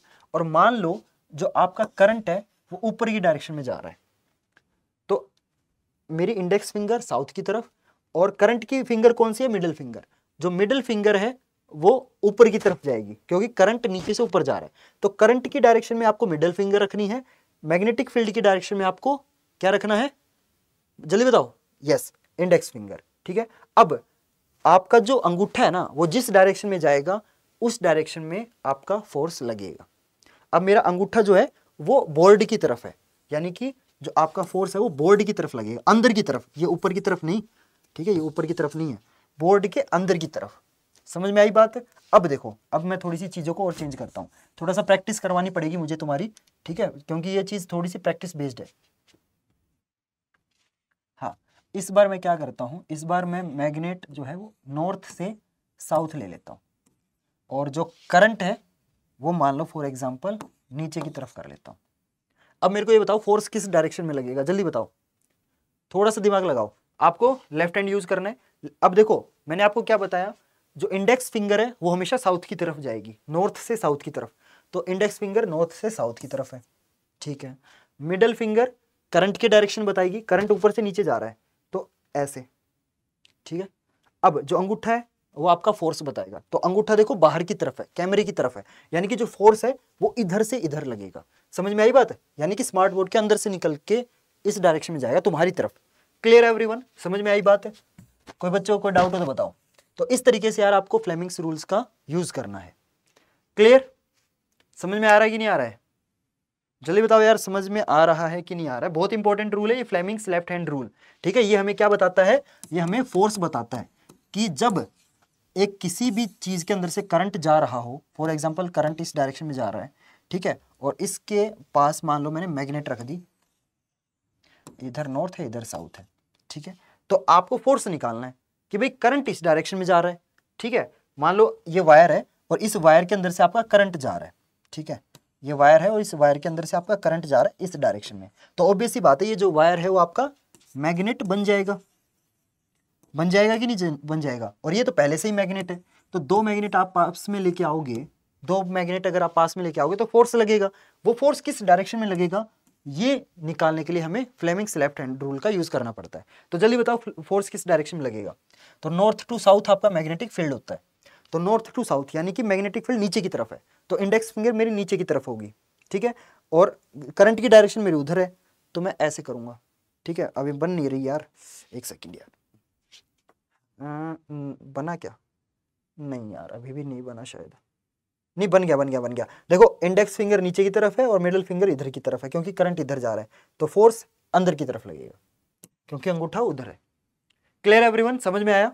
ठीक है। तो ये था गाइज आपका फ्लेमिंग्स लेफ्ट हैंड रूल, जो कि किस चीज को निकालने के काम आता है? फोर्स निकालने के काम आता है, ठीक है। तो अब देखो, हाँ ये एक बढ़िया डायग्राम है, इस डायग्राम के थ्रू तुम और भी बेटर तरीके से समझ सकते हो। तो डायग्राम दिख रहा है? देखो जरूर ध्यान से देखो डायग्राम को। मिडिल फिंगर करंट को रिप्रेजेंट कर रही है, इंडेक्स फिंगर मैग्नेटिक फील्ड को रिप्रेजेंट कर रही है, एंड जो फोर्स है वो आपका अंगूठे की डायरेक्शन में होगा। Clear? This is your Fleming's left hand rule. चलो अगला टॉपिक आता है यार, बहुत इंपॉर्टेंट टॉपिक है, ध्यान से समझना। अगला टॉपिक है डोमेस्टिक इलेक्ट्रिक सर्किट, यानी कि हमारे जो घर में इलेक्ट्रिक सर्किट यूज होते हैं वो किस तरीके से यूज होते हैं। तो आपने पता नहीं देखा है कि नहीं देखा है, हमारे घर में जो बिजली के तार होते हैं ना, जैसे कोई पंखा है, पंखे के अगर आप नोटिस करना, जो तार होते हैं ना, किसी भी मतलब किसी भी चीज के तार देख लेना, चाहे ओवन के देख लेना, टीवी के देख लेना, फ्रिज के देख लेना, जो तार होते हैं हमारे घर में वो 3 कलर के होते हैं, ठीक है। 3 वायर होते हैं। पहला वायर होता है आपका लाइव वायर, जो कि रेड कलर का होता है। तो ये लाइव वायर का काम क्या होता है? लाइव वायर का काम होता है हमारे घर में बिजली लेके आना, ठीक है। तो जिस तार से ट्रांसफार्मर से हमारे घर में बिजली आती है वो तार रेड कलर का होता है। इस लाल वाले वायर में करंट हमेशा प्रेजेंट होता है, ठीक है। अगर आप इस लाल वायर को हाथ लगा लोगे तो आपको करंट लग जाएगा। क्लियर? दूसरा होता है आपका न्यूट्रल वायर, जो कि ब्लैक कलर का होता है। ये करंट को हमारे घर से वापस ट्रांसफार्मर तक लेके जाता है, ठीक है। तो इसमें करंट कब आएगा? इसमें करंट कब आएगा? थोड़ा ध्यान से देखो, मैं थोड़ा ये बहुत गजब तरीके से समझाऊंगा, कोई नहीं समझाता इतने बेटर तरीके से। देखो फॉर एग्जांपल ये फ्रिज है, ठीक है, ये मेरा फ्रिज है, ठीक है। फ्रिज में क्या होगा? वायर जाएगा, ठीक है, और यहां से बिजली निकलेगी बाहर, ऑब्वियस सी बात है। तो इस फ्रिज को बिजली कौन लेके जा रहा है? लाइव वायर, जो कि रेड कलर का होता है, ठीक है। लाइव रेड कलर वाला जो वायर है वो इस फ्रिज को बिजली प्रोवाइड करेगा, ठीक है। अब अगर मैं इस फ्रिज को बंद कर दूं, यानी कि इस फ्रिज का अगर मैं स्विच ऑफ कर दूं, ऑफ, ठीक है, अगर ये ऑफ है तो ऑब्वियस सी बात है जो करंट है वो यहां से निकल ही नहीं पाएगा, क्योंकि फ्रिज तो चल ही नहीं रहा ना। फ्रिज तो चलेगा तभी तो करंट बाहर निकलेगा। फ्रिज, अब इसका मतलब अगर मैं इस बार इस वायर को हाथ लगाता हूं, ठीक है, अगर मैं इस वायर में अभी करंट है ही नहीं क्योंकि स्विच ऑफ है, फ्रिज ऑफ है। तो अगर मैं, ये कौन सा वायर है? ये न्यूट्रल है, क्योंकि न्यूट्रल वायर जो है, जो कि ब्लैक कलर का होता है, वो रिस्पॉन्सिबल होता है बिजली को वापस बाहर ले जाने के लिए, राइट। लाइव वायर रिस्पॉन्सिबल होता है बिजली प्रोवाइड करने के लिए। तो लाइव वायर में हमेशा बिजली होती है, तो रेड वायर को अगर आप किसी भी टाइम टच करोगे आपको करंट लग जाएगा। लेकिन न्यूट्रल वायर में कब बिजली होती है, जब चीज ऑन होगी, ठीक है, जब चीज ऑन होगी, जैसे फ्रिज अगर ऑन है तो ही करंट इसमें से बाहर निकलेगा, क्योंकि सर्किट जब तक पूरा नहीं होगा तब तक तो फ्रिज चलेगा नहीं ना, राइट, समझ में आई बात। तो अगर ये स्विच ऑफ रखोगे, अगर जो फ्रिज है वो बंद होगा तो इस न्यूट्रल वायर में करंट नहीं होगा, ठीक है। जब फ्रिज ऑफ है तो अगर आप न्यूट्रल वायर को टच कर लेते हो तो आपको करंट नहीं लगेगा। लेकिन अगर आप इस फ्रिज को ऑन कर देते हो तो अब इसमें से करंट पास होगा, और अब अगर आप इस ब्लैक वायर को टच करोगे तो आपको करंट लगेगा, ठीक है। तो कभी रिस्क नहीं लेना है, ठीक है, ये मैं बस आपको प्रैक्टिकल नॉलेज दे रहा हूं। अब तीसरी चीज आती है, तीसरा वायर आता है आपका अर्थिंग वायर। तीसरा वायर आता है गाइस आपका अर्थिंग वाला वायर। अर्थिंग वाला वायर बेसिकली क्या होता है, कई बार क्या होता है, जैसे फॉर एग्जांपल मान लो ये जो रेड वायर है, जो आपका लाइव वायर है, जिसमें हर टाइम बिजली होती है, जिसमें हर टाइम बिजली रहती है, इस वायर को मान लो किसी चूहे ने काट लिया, रैट यानी कि चूहे ने इस वायर को काट लिया, ठीक है। और मान लो इस बार हमने फ्रिज की जगह मान लो हमने कूलर ले लिया, ठीक है, क्या ले लिया, कूलर, क्योंकि कूलर जो है वो पूरा लोहे से बना होता है। मैं प्लास्टिक वाले कूलर की बात नहीं कर रहा, लोहे वाले कूलर की बात कर रहा हूँ, ठीक है। और वैसे भी कूलर में यार हर टाइम पानी तो रहता ही है, ठीक है, चाहे प्लास्टिक वाला लोगे तो भी करंट लगने के डर रहते हैं। कूलर क्योंकि प्लास्टिक है ना, और प्लास्टिक में क्या होता है, हालांकि प्लास्टिक में करंट पास नहीं होता, लेकिन कूलर के अंदर पानी होता है, ठीक है, और पानी से आपको करंट लग सकता है, राइट। तो मान लो आपने कूलर ले लिया और अब इस लाइव वायर को मान लो एक चूहे ने काट लिया, ठीक है, और इस लाइव वायर में हमेशा करंट रहता है, और ये लाइव वायर आपका डायरेक्ट कूलर के साथ टच में है, यानी कि इस पूरे कूलर में करंट आ जाएगा, और जब आप कूलर में स्विच ऑन करने जाओगे आपको करंट लग जाएगा। क्यों, क्योंकि ये जो वायर है इसको चूहे ने काट लिया था, और ये जो वायर है फिर आपका कूलर के साथ टच में रहेगा, राइट, और ये कूलर के साथ टच में तो पूरे कूलर में करंट आ जाएगा, और कूलर को आप टच करोगे तो आपको करंट लगेगा। तो वहां पे काम आता है अर्थिंग वाला वायर। अर्थिंग वाला वायर क्या होता है, डायरेक्टली कूलर से धरती में गड़ा होता है, धरती के साथ टच में होता है, ठीक है। तो क्या होगा, और इस अर्थिंग वाले वायर में बिल्कुल भी रेजिस्टेंस नहीं होता। इसका मतलब जितना भी करंट इस कूलर के अंदर होगा, कूलर की बॉडी पे जितना भी करंट होगा वो सारा करंट धरती में चला जाएगा, धरती में चला जाएगा, समझ में आई बात। तो उससे क्या होगा, सारा करंट धरती में चला गया, तो अब अगर आप कूलर को हाथ लगाओगे तो आपको करंट नहीं लगेगा। Clear everyone. तो अर्थिंग वाला जो वायर है वो बेसिकली हमारी सेफ्टी के लिए होता है, ठीक है। अब थोड़ा ध्यान से देखो कौन सा वायर कौन से कलर का होता है ये भी आपको पता होना चाहिए। तो जो रेड वायर है यानी कि जो लाइव वायर है वो रेड कलर का होता है। अर्थिंग वाला वायर ऑब्वियस सी बात है ग्रीन कलर का होगा, क्योंकि हमारी धरती ग्रीन प्लेनेट बोला जाता है ना, नहीं वैसे हमारी धरती ब्लू प्लेनेट होती है, सॉरी मैंने गलत बोल दिया, लेकिन हमारी धरती पे ग्रीनरी प्रेजेंट है इसलिए हम अर्थ वाले वायर को ग्रीन कलर का रखते हैं। और जो न्यूट्रल वाला वायर है वो आपका ब्लैक होगा, क्योंकि ब्लैक जो कलर है वो न्यूट्रल कलर माना जाता है, राइट, क्योंकि ब्लैक कलर के अंदर कोई भी कलर मिक्स कर दो वो ब्लैक ही रहता है, राइट, तो सबको अपने जैसा बना लेता है, इसीलिए न्यूट्रल वायर ब्लैक कलर का होता है। और ये लाइव वायर रेड कलर का क्यों होता है, क्योंकि ये खतरनाक है, इसमें हर टाइम करंट रहता है, and red colour is for danger, ठीक है, ये समझ में आया। तो इस तरीके से आप याद रख सकते हो, लाइव वायर में हर टाइम करंट रहता है इसलिए वो डेंजर है, ठीक है, उसको टच करना डेंजर है क्योंकि उसमें हर टाइम करंट रहता है, इसीलिए लाइव वायर आपका रेड कलर का होता है। ब्लैक वायर जो न्यूट्रल वाला वायर होता है जिसमें से करंट वापस जाता है निकल के बाहर, तो वो न्यूट्रल रहता है, ठीक है, इसलिए वो ब्लैक कलर का है। एंड जो अर्थिंग वाला वायर है वो बेसिक बात है अर्थिंग यानी कि ग्रीन कलर, ठीक है। तो इस तरीके से आप कलर याद कर सकते हो। क्लियर एवरीवन, समझ में आई बात, ठीक है, चलो आगे चलते हैं।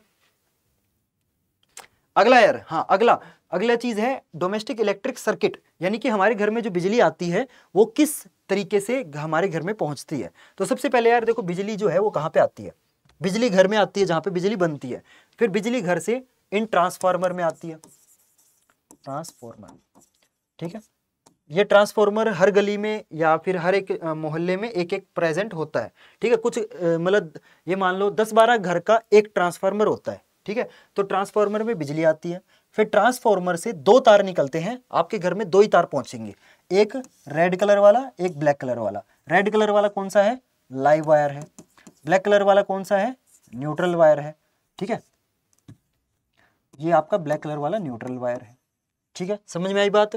तो ट्रांसफार्मर से आपके घर में 2 तार आते हैं, रेड एंड ब्लैक, ठीक है, यहां तक कोई ग्रीन कलर के वायर का कोई यूज नहीं है क्योंकि यहाँ पे हमारी अर्थिंग की जरूरत नहीं है। अब ट्रांसफार्मर जो है वो आपके घर के मीटर से डायरेक्टली कनेक्ट होता है। मीटर किस चीज के काम आता है कि आपके घर में टोटल कितना बिजली यूज हुआ है, तो जो बिजली का बिल है ना वो इस मीटर की रीडिंग के थ्रू हमें पता चलता है। तो ट्रांसफार्मर हमारा कनेक्टेड होता है इस मीटर के साथ, ठीक है। इस मीटर से फिर 2 वायर निकलते हुए आपके घर के इस मेन स्विच में जाते हैं। मेन स्विच बेसिकली एक ऐसा स्विच होता है जिसके अंदर आपकी एमसीबी प्रेजेंट होती है, ठीक है। एमसीबी वगैरह प्रेजेंट होती हैं, आपने देखा भी होगा एमसीबी। पता नहीं यहाँ पे शायद मैंने इमेज यूज की है कि नहीं की है, देख लेता हूँ मैं।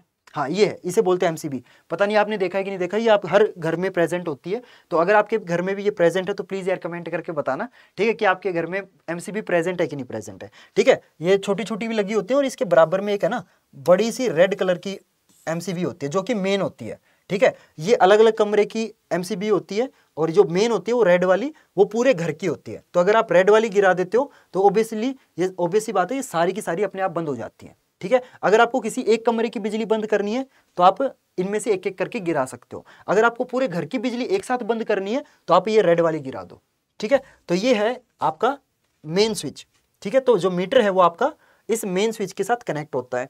फिर इस मेन स्विच से आपकी जो बिजली है वो निकल के जाती है। यहाँ पे हमारा फ्यूज लगा होता है, क्योंकि कई बार क्या होता है ट्रांसफार्मर से ना डायरेक्ट बहुत ज़्यादा बिजली आ जाती है, जिसकी वजह से क्या होगा कि हमारे जो घर के जितने भी अप्लायंसेस है ना, टीवी, फ्रिज, कूलर, ये जल सकते हैं। तो फ्यूज का क्या काम होता है? फ्यूज एक बेसिकली एक ऐसी चीज़ होती है जिसके अंदर ना एक बहुत ही लो रेजिस्टेंस वाला वायर लगा होता है। तो अगर पीछे से बहुत ज़्यादा तेज बिजली आ जाएगी तो इस फ्यूज का ये जो वायर है ना, ये आपका बहुत ज़्यादा बिजली की वजह से, ऑब्वियस सी बात है, जो बहुत ज़्यादा बिजली अगर किसी वायर में से पास होगी तो वो वायर आपका गर्म हो जाएगा, ठीक है। और इस फ्यूज का जो वायर होता है वो बहुत लो मेल्टिंग पॉइंट वाला होता है, यानी कि थोड़ी सी ज़्यादा बिजली आई ये आपका वायर मेल्ट हो जाएगा, और जैसे ये वायर मेल्ट होगा तो यहाँ से ये टूट जाएगा और आगे ये बिजली को जाने नहीं देगा, और आपके घर के जो टीवी, फ्रिज, कूलर हैं वो सही से चलते रहेंगे, वो जलेंगे नहीं, ठीक है। तो फ्यूज का ये काम होता है कि अगर पीछे से बहुत ज्यादा बिजली आ जाए तो वो आगे बिजली को पास ऑन नहीं होने देता है। और हमारे घर में कितनी वोल्टेज की बिजली आती है जल्दी बताओ? हमारे घर में जो बिजली आती है वो 220 वोल्ट की आती है, ठीक है, 220 वोल्ट की आती है। और जो फ्रीक्वेंसी होती है वो 50 हर्ट्ज होती है, ठीक है। बिजली की जो फ्रीक्वेंसी है वो 50 हर्ट्ज होती है एंड जो वोल्टेज होती है वो 220 वोल्ट होती है, ठीक है, 220 वोल्टेज। Clear everyone? और उसके बाद हमारी जो अप्लायंसेस है वो चलते हैं। जैसे ये जो स्विच है, इसमें मान लो मैंने कूलर चला दिया, इसमें मान लो मैंने फ्रिज चला दिया, इसमें मान लो मैंने टीवी चला दिया। Clear everyone? तो इस तरीके से हमारी जो चीज़ें हैं वो घर में चलती हैं। और हर चीज़ में थोड़ा ध्यान से देखना, जैसे ये हमारा कूलर है, ये मान लो फ्रिज है, ये मान लो टीवी है, हर चीज़ में देखो हमने अर्थिंग वाला वायर जोड़ा है। तो मैंने आपको बताया था ना, अर्थिंग वाला जो वायर है वो डिवाइस के साथ जुड़ता है, ठीक है। और इन सभी वायर को फिर हम एक साथ जोड़ के जमीन में गाड़ देते हैं, ताकि अगर किसी भी डिवाइस में करंट आ जाए तो वो करंट हमें ना लगे, बल्कि वो जो करंट है वो डायरेक्ट जमीन में चला जाए। क्योंकि जमीन जो है वो करंट को सहन कर सकती है, हमारी बॉडी करंट को सहन नहीं कर सकती, हमारी बॉडी जल जाएगी। और जमीन जो है वो, धरती जो है वो बहुत बड़ी है, तो वो करंट को सहन कर जाती है। Clear everyone? तो ये बेसिकली हमारे घर का क्या है, डोमेस्टिक इलेक्ट्रिक सर्किट है। सबसे पहले करंट जो है वो ट्रांसफार्मर में आता है, ट्रांसफार्मर से मीटर में जाता है, मीटर के बाद मेन स्विच में जाता है, मेन स्विच के बाद एक फ्यूज वायर लगा होता है, और जो फ्यूज वायर है देखना वो लाइव वायर के थ्रू कनेक्ट होता है, ठीक है। लाइव वायर के साथ फ्यूज वायर को कनेक्ट करते हैं, न्यूट्रल के साथ कनेक्ट नहीं करते, क्योंकि जो बिजली है वो लाइव वायर से आएगी ना, ब्लैक वायर से तो बाहर जाती है। तो अगर पहले तो वो अगर लाइव वायर से एंटर कर गई तो टीवी, फ्रिज, कूलर जलाने के बाद ब्लैक वायर से निकलेगी। तो ब्लैक वायर पे आपका फ्यूज लगाने का क्या लॉजिक है? कोई लॉजिक है ही नहीं, क्योंकि फ्यूज हम किस लिए लगा रहे हैं, ताकि हमारे टीवी, फ्रिज, कूलर वगैरह जले ना। अगर जलने के बाद फ्यूज काम कर रहा है तो फिर क्या कर रहा है? तो हमेशा जो फ्यूज है वो लाइव वायर में कनेक्ट किया जाता है। Clear everyone? और उसके बाद जो है डिवाइस आपके चलते हैं, और हर डिवाइस के साथ एक अर्थिंग वाला वायर जो कि ग्रीन कलर का होता है वो कनेक्ट किया जाता है। Clear everyone? तो ग्रीन वाला जो वायर है वो हम डिवाइस के साथ कनेक्ट करते हैं, वो ट्रांसफार्मर से नहीं आता। ट्रांसफार्मर से सिर्फ 2 कलर के वायर आते हैं, रेड एंड ब्लैक। रेड से करंट आता है, ब्लैक से करंट जाता है। क्लियर है एवरीवन? तो समझ आ गया मेरे ख्याल से। तो ये था गाइज आपका डोमेस्टिक इलेक्ट्रिक सर्किट। चलो आगे चलते हैं। तो अर्थिंग देख सकते हो यार, अर्थिंग क्यों की जाती है? अर्थिंग के ना बहुत सारे फायदे हैं। एक तो पहला फायदा मैंने आपको बता दिया कि किसी भी डिवाइस में अगर करंट आ जाएगा तो वो करंट हमें ना लगे, वो बल्कि जमीन में चला जाए। तो ये तो हो गया पहला यूज। अब है ना दूसरा यूज, बहुत बड़ा यूज है, बहुत इंपॉर्टेंट है, ध्यान से सुनना। दूसरा यूज है ना, अर्थिंग वायर का काम आता है जब बारिश का मौसम होता है। बारिश के मौसम में क्या होता है, बहुत है ना बिजलियां कड़कती हैं, और बिजली कड़कना मतलब जो बिजली है ना कई बार जमीन पे आ जाती है, ठीक है, जमीन पे आके गिर जाती है। तो अगर किसी घर पे बिजली गिरेगी ना, और बिजली में ना बहुत ज्यादा वोल्टेज होती है, हमारे घर में जो वोल्टेज आती है वो 220 वोल्ट है, ठीक है। लेकिन जो बिजली होती है ना, जो बिजली कड़कती है बारिश के टाइम, उसकी जो वोल्टेज है ना वो करीब 35,000 वोल्ट हो सकती है, इससे भी ज्यादा हो जाती है, कई बार तो लाखों लाखों पे चली जाती है। ठीक है, तो अगर इतनी बिजली एकदम से किसी घर पे गिर जाए ना, तो उस घर के अंदर जो इंसान बैठे हैं वो भी भस्म हो जाएंगे, बिल्कुल राख हो जाएंगे, क्योंकि इतनी वोल्टेज यार, जब 220 वोल्टेज हमारे घर वाली इंसान को मार सकती है, आपने देखा भी होगा कि सुना भी होगा ना न्यूज में कि करंट लगने की वजह से उसकी मौत हो गई, तो सोचिए देखो अगर 220 वोल्टेज इंसान को मार सकती है, तो यार इतनी वोल्टेज तो भाई इंसान को राख बना देगी। राइट, समझ रहे हो मेरी बात? मतलब जिंदा जिंदा एक सेकंड में इंसान जल जाएगा, उसको पता भी नहीं चलेगा कि मैं कब मर गया। वो ऐसे आंख खोलेगा, एकदम से वो उसको स्वर्ग में दिखूंगा कि यार अभी तो मैं धरती पे था, एकदम से मैं स्वर्ग में कैसे आ गया। ठीक है, तो वो हाल हो जाएगा। तो इसीलिए इस चीज से बचने के लिए हम क्या करते हैं, हर बिल्डिंग के ऊपर है ना एक लोहे का डंडा लगा देते हैं। ठीक है, और वो जो लोहे का डंडा है वो वायर के थ्रू सीधा जमीन में जाके कनेक्ट होता है। तो जब कभी भी किसी भी घर पे बिजली गिरेगी ना, ऐसे बिजली गिरेगी, तो वो बिजली बेसिकली इस डंडे पे जाके गिरती है। ठीक है, और वो जो डंडा है वो वायर के थ्रू सारी बिजली को क्या करता है, जमीन में ट्रांसफर कर देता है, वो बिल्डिंग तक बिजली को पहुंचने ही नहीं देता। समझ रहे हो मेरी बात? तो इसीलिए जो इंसान इस बिल्डिंग के अंदर आराम से जी रहे होंगे, बैठे होंगे आराम से शांति से, वो जिंदा रहेंगे। Clear everyone? तो ये भी हम अर्थिंग वायर का एक यूज है, ये भी अर्थिंग वायर का एक यूज है। Clear everyone? तो समझ में आया बात? तो हम क्या करते हैं, बिजली से बचने के लिए हम हर बिल्डिंग या हर घर के ऊपर एक लोहे का डंडा लगा देते हैं, और वो जो लोहे का डंडा है वो डायरेक्ट वायर से जमीन में कनेक्ट होता है, जिससे क्या होता है, अगर कोई भी बिजली किसी भी घर पे गिरती है तो वो बेसिकली इस डंडे से टच होके सारी बिजली जो है वो जमीन में चली जाएगी। Clear everyone? और वो डंडा जो है वो इस तरीके से कुछ दिखता है। ठीक है, आप देख सकते हो जो डंडा यूज करते हैं, लोहे का डंडा होता है ये। ठीक है, और देख सकते हो ये वायर है। ठीक है, ये वायर देखो इससे कनेक्ट है, पता नहीं आपको दिख रहा है कि नहीं दिख रहा है, एक सेकेंड। आप देख सकते हो ये जो वायर है देखो आपका इस डंडे से कनेक्टेड है। Clear everyone? तो इस तरीके से यार हम अर्थिंग का यूज करते हैं। ठीक है, अर्थिंग के दो फायदे हैं। ठीक है, चलो आगे चलते हैं। अगला आता है यार शॉर्ट सर्किट। आपने न्यूज वगैरह में सुना भी होगा कि शॉर्ट सर्किट से आग लग गई। राइट, इस तरीके से आग लग जाती है शॉर्ट सर्किट से। ठीक है, शॉर्ट सर्किट का मतलब क्या होता है? जब कभी भी आप सुनो कि भाई शॉर्ट सर्किट हो गया, तो उसका मतलब क्या है? शॉर्ट सर्किट का मतलब ये है कि आपका जो लाइव वायर है, यानी कि जो रेड कलर का जो वायर है, वो किससे टच हो जाता है? वो आपका न्यूट्रल वायर यानी कि ब्लैक वायर से टच हो जाता है। ठीक है, आप देखो यहाँ पे, अगर ये लाइव वायर यानी कि रेड वाला और ये जो ब्लैक वायर यानी कि न्यूट्रल वाला अगर ये आपस में टच हो जाए, तो इसे ही क्या बोलते हैं? शॉर्ट सर्किट होना। ठीक है, अगर यहाँ पे ये जो ब्लैक वायर है और ये जो रेड वायर है ये आपस में टच हो जाएंगे तो क्या होगा?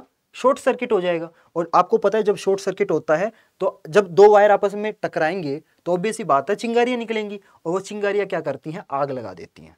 समझ में आई बात? तो this is your called short circuit. Short circuit basically क्या होता है? लाइव वायर यानी कि रेड वायर और न्यूट्रल वायर यानी कि ब्लैक वायर, इन दोनों का आपस में टच होना, इसे ही शॉर्ट सर्किट बोलते हैं। ठीक है, और जब शॉर्ट सर्किट होता है ना तो क्या होता है? जो रेजिस्टेंस है वो बहुत कम हो जाता है। ठीक है, रेजिस्टेंस बेसिकली बहुत कम हो जाता है, और जिसकी वजह से क्या होता है? ओवरलोड बढ़ जाता है, और ओवरलोड जैसे ही बढ़ेगा वायर में आग लग जाएगी, और वायर में आग लगी तो अगर कोई वायर किसी पर्दे के पास है या किसी बेड के पास रखा हो, बेड के पास अगर वायर है तो वो फिर पर्दे या फिर जो बेड है वो आग पकड़ लेते हैं, और जिसकी वजह से पूरा जो घर है वो जल जाता है। ठीक है, कई बार मैंने न्यूज़ में ये भी सुना है कि भाई जो घर वाले थे ना वो किसी शादी में गए हुए थे, और जब वो घर पे आके लौट के देखा तो पूरा घर जो है वो राख बना हुआ था। सोच के देखो कितने मतलब करोड़ों का नुकसान हो जाता है कई बार शॉर्ट सर्किट की वजह से। कई तो कंपनियां जो ऑफिस होते हैं ना वो तक जल जाते हैं। ठीक है, तो बहुत ज्यादा रिस्की है शॉर्ट सर्किट वाली चीज। ठीक है, समझ में आई बात? तो आप देख सकते हो यहाँ पे बैटरी है, यहाँ पे आपका बल्ब लगा हुआ था, लेकिन जो ब्लैक वायर है वो इस बल्ब में जाके अटैच होना चाहिए था। अरे यार आपको दिख नहीं रहा क्या? रुको मैं दूसरे टाइप का कलर यूज करता हूँ। हाँ, तो अब ये जो ब्लैक वायर है वो आपका इस बल्ब से जाके कनेक्ट होना चाहिए था ना। ठीक है, तो पूरा सर्किट बन जाता, बट एक्चुअली क्या हुआ? ये जो ब्लैक वायर है ये बल्ब के पास जाने से पहले ही इस रेड वायर के साथ टच में आ गया। और मैंने क्या बताया, जब रेड वायर और ब्लैक वायर टच में आ जाए तो उसे शॉर्ट सर्किट बोलते हैं। तो ओवरलोड बढ़ जाएगा, और यहाँ पे जहाँ पे ये टच हो रहे हैं वहाँ पे आग लग जाएगी, और जहाँ पे ये टच हो रहे हैं वहाँ पे अगर कोई पर्दा वगैरह है तो उस पर्दे में आग लग जाएगी, और उस पर्दे से पूरे घर में आग लग जाएगी। तो आप देख सकते हो ऐसे चार्जर वार्जर जो है ना वो जल जाते हैं। Clear everyone? ठीक है, अब यार अगला आता है ओवरलोडिंग। क्या है ओवरलोडिंग? का मतलब ये होता है कि पीछे से जो करंट है वो बहुत ज्यादा आ जाता है। तो जब पीछे से बहुत ज्यादा करंट आ जाएगा उसे ही हम ओवरलोडिंग बोलते हैं। ठीक है, तो आप देख सकते हो हमारे घर में ओवरलोडिंग से बचने के लिए हम दो चीजों का यूज करते हैं। पहला तो फ्यूज। फ्यूज के अंदर आप देखोगे ये पतला सा जो वायर है ना, ये वायर कैसा वायर होता है? ये एक ऐसा वायर होता है जिसका रेजिस्टेंस भी बहुत कम होता है और मेल्टिंग पॉइंट भी बहुत कम होता है, यानी कि थोड़े से टेम्परेचर पे ही ये जो वायर है ये आपका मेल्ट हो जाएगा।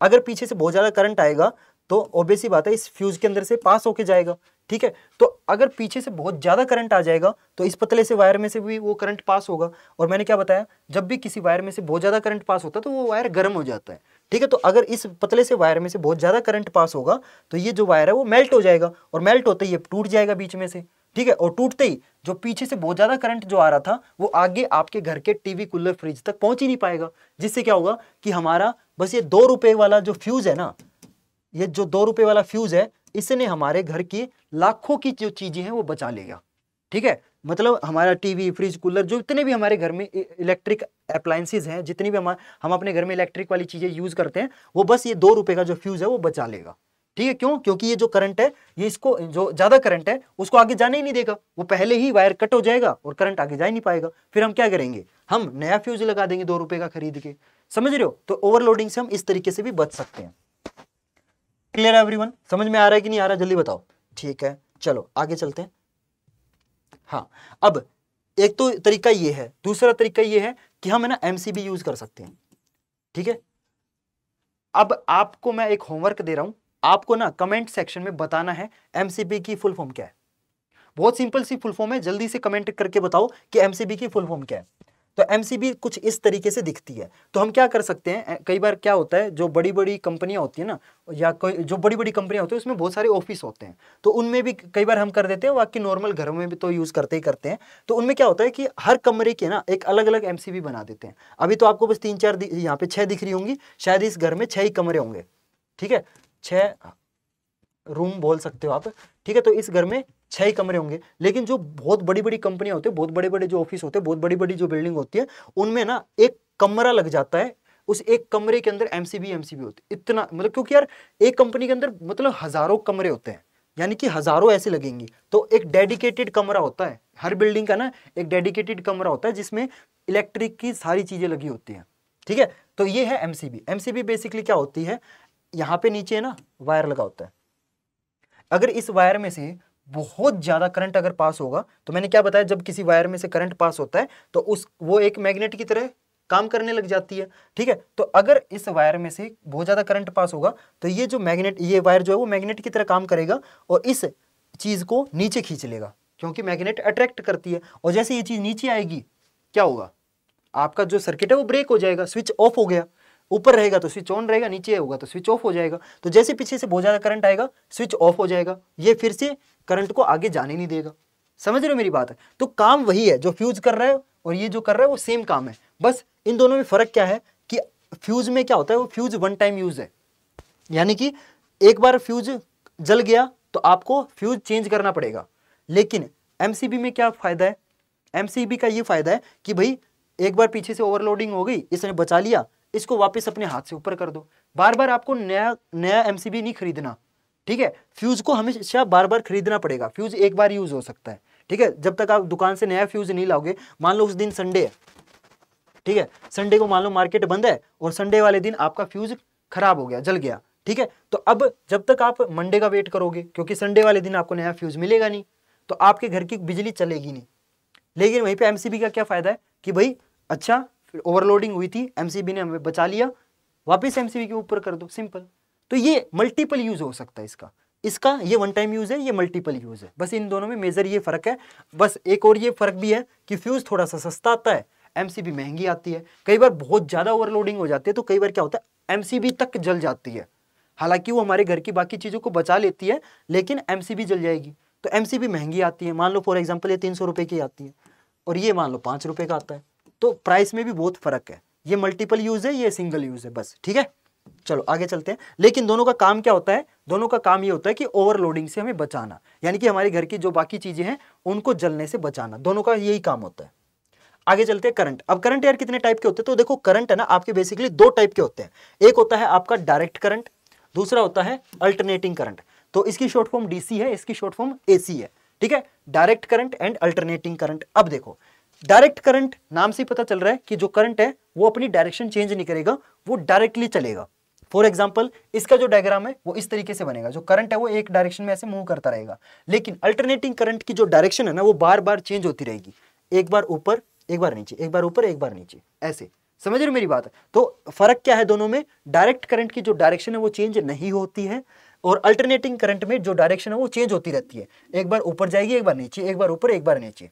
ठीक है, तो डायग्राम बहुत इंपॉर्टेंट है। अगर आपसे पेपर में पूछा जाए कि भाई डायरेक्ट करंट और अल्टरनेटिंग करंट में डिफरेंस बताओ, तो आप सबसे पहले ये डायग्राम ड्रॉ करोगे। ठीक है, डायग्राम बहुत ही इंपॉर्टेंट है। क्लियर है एवरीवन? ठीक है, चलो आगे चलते हैं। अब यार पहले आपको मैं बताता हूं कि अल्टरनेटिंग करंट होता क्या है, थोड़ा सा डिटेल में देखते हैं। तो हमारे घर में जो करंट आता है ना वो अल्टरनेटिंग करंट होता है, एसी होता है, शॉर्ट फॉर्म एसी है। ठीक है, और हमारे घर में जो इन्वर्टर है उसमें जो करंट होता है वो डीसी होता है, डायरेक्ट।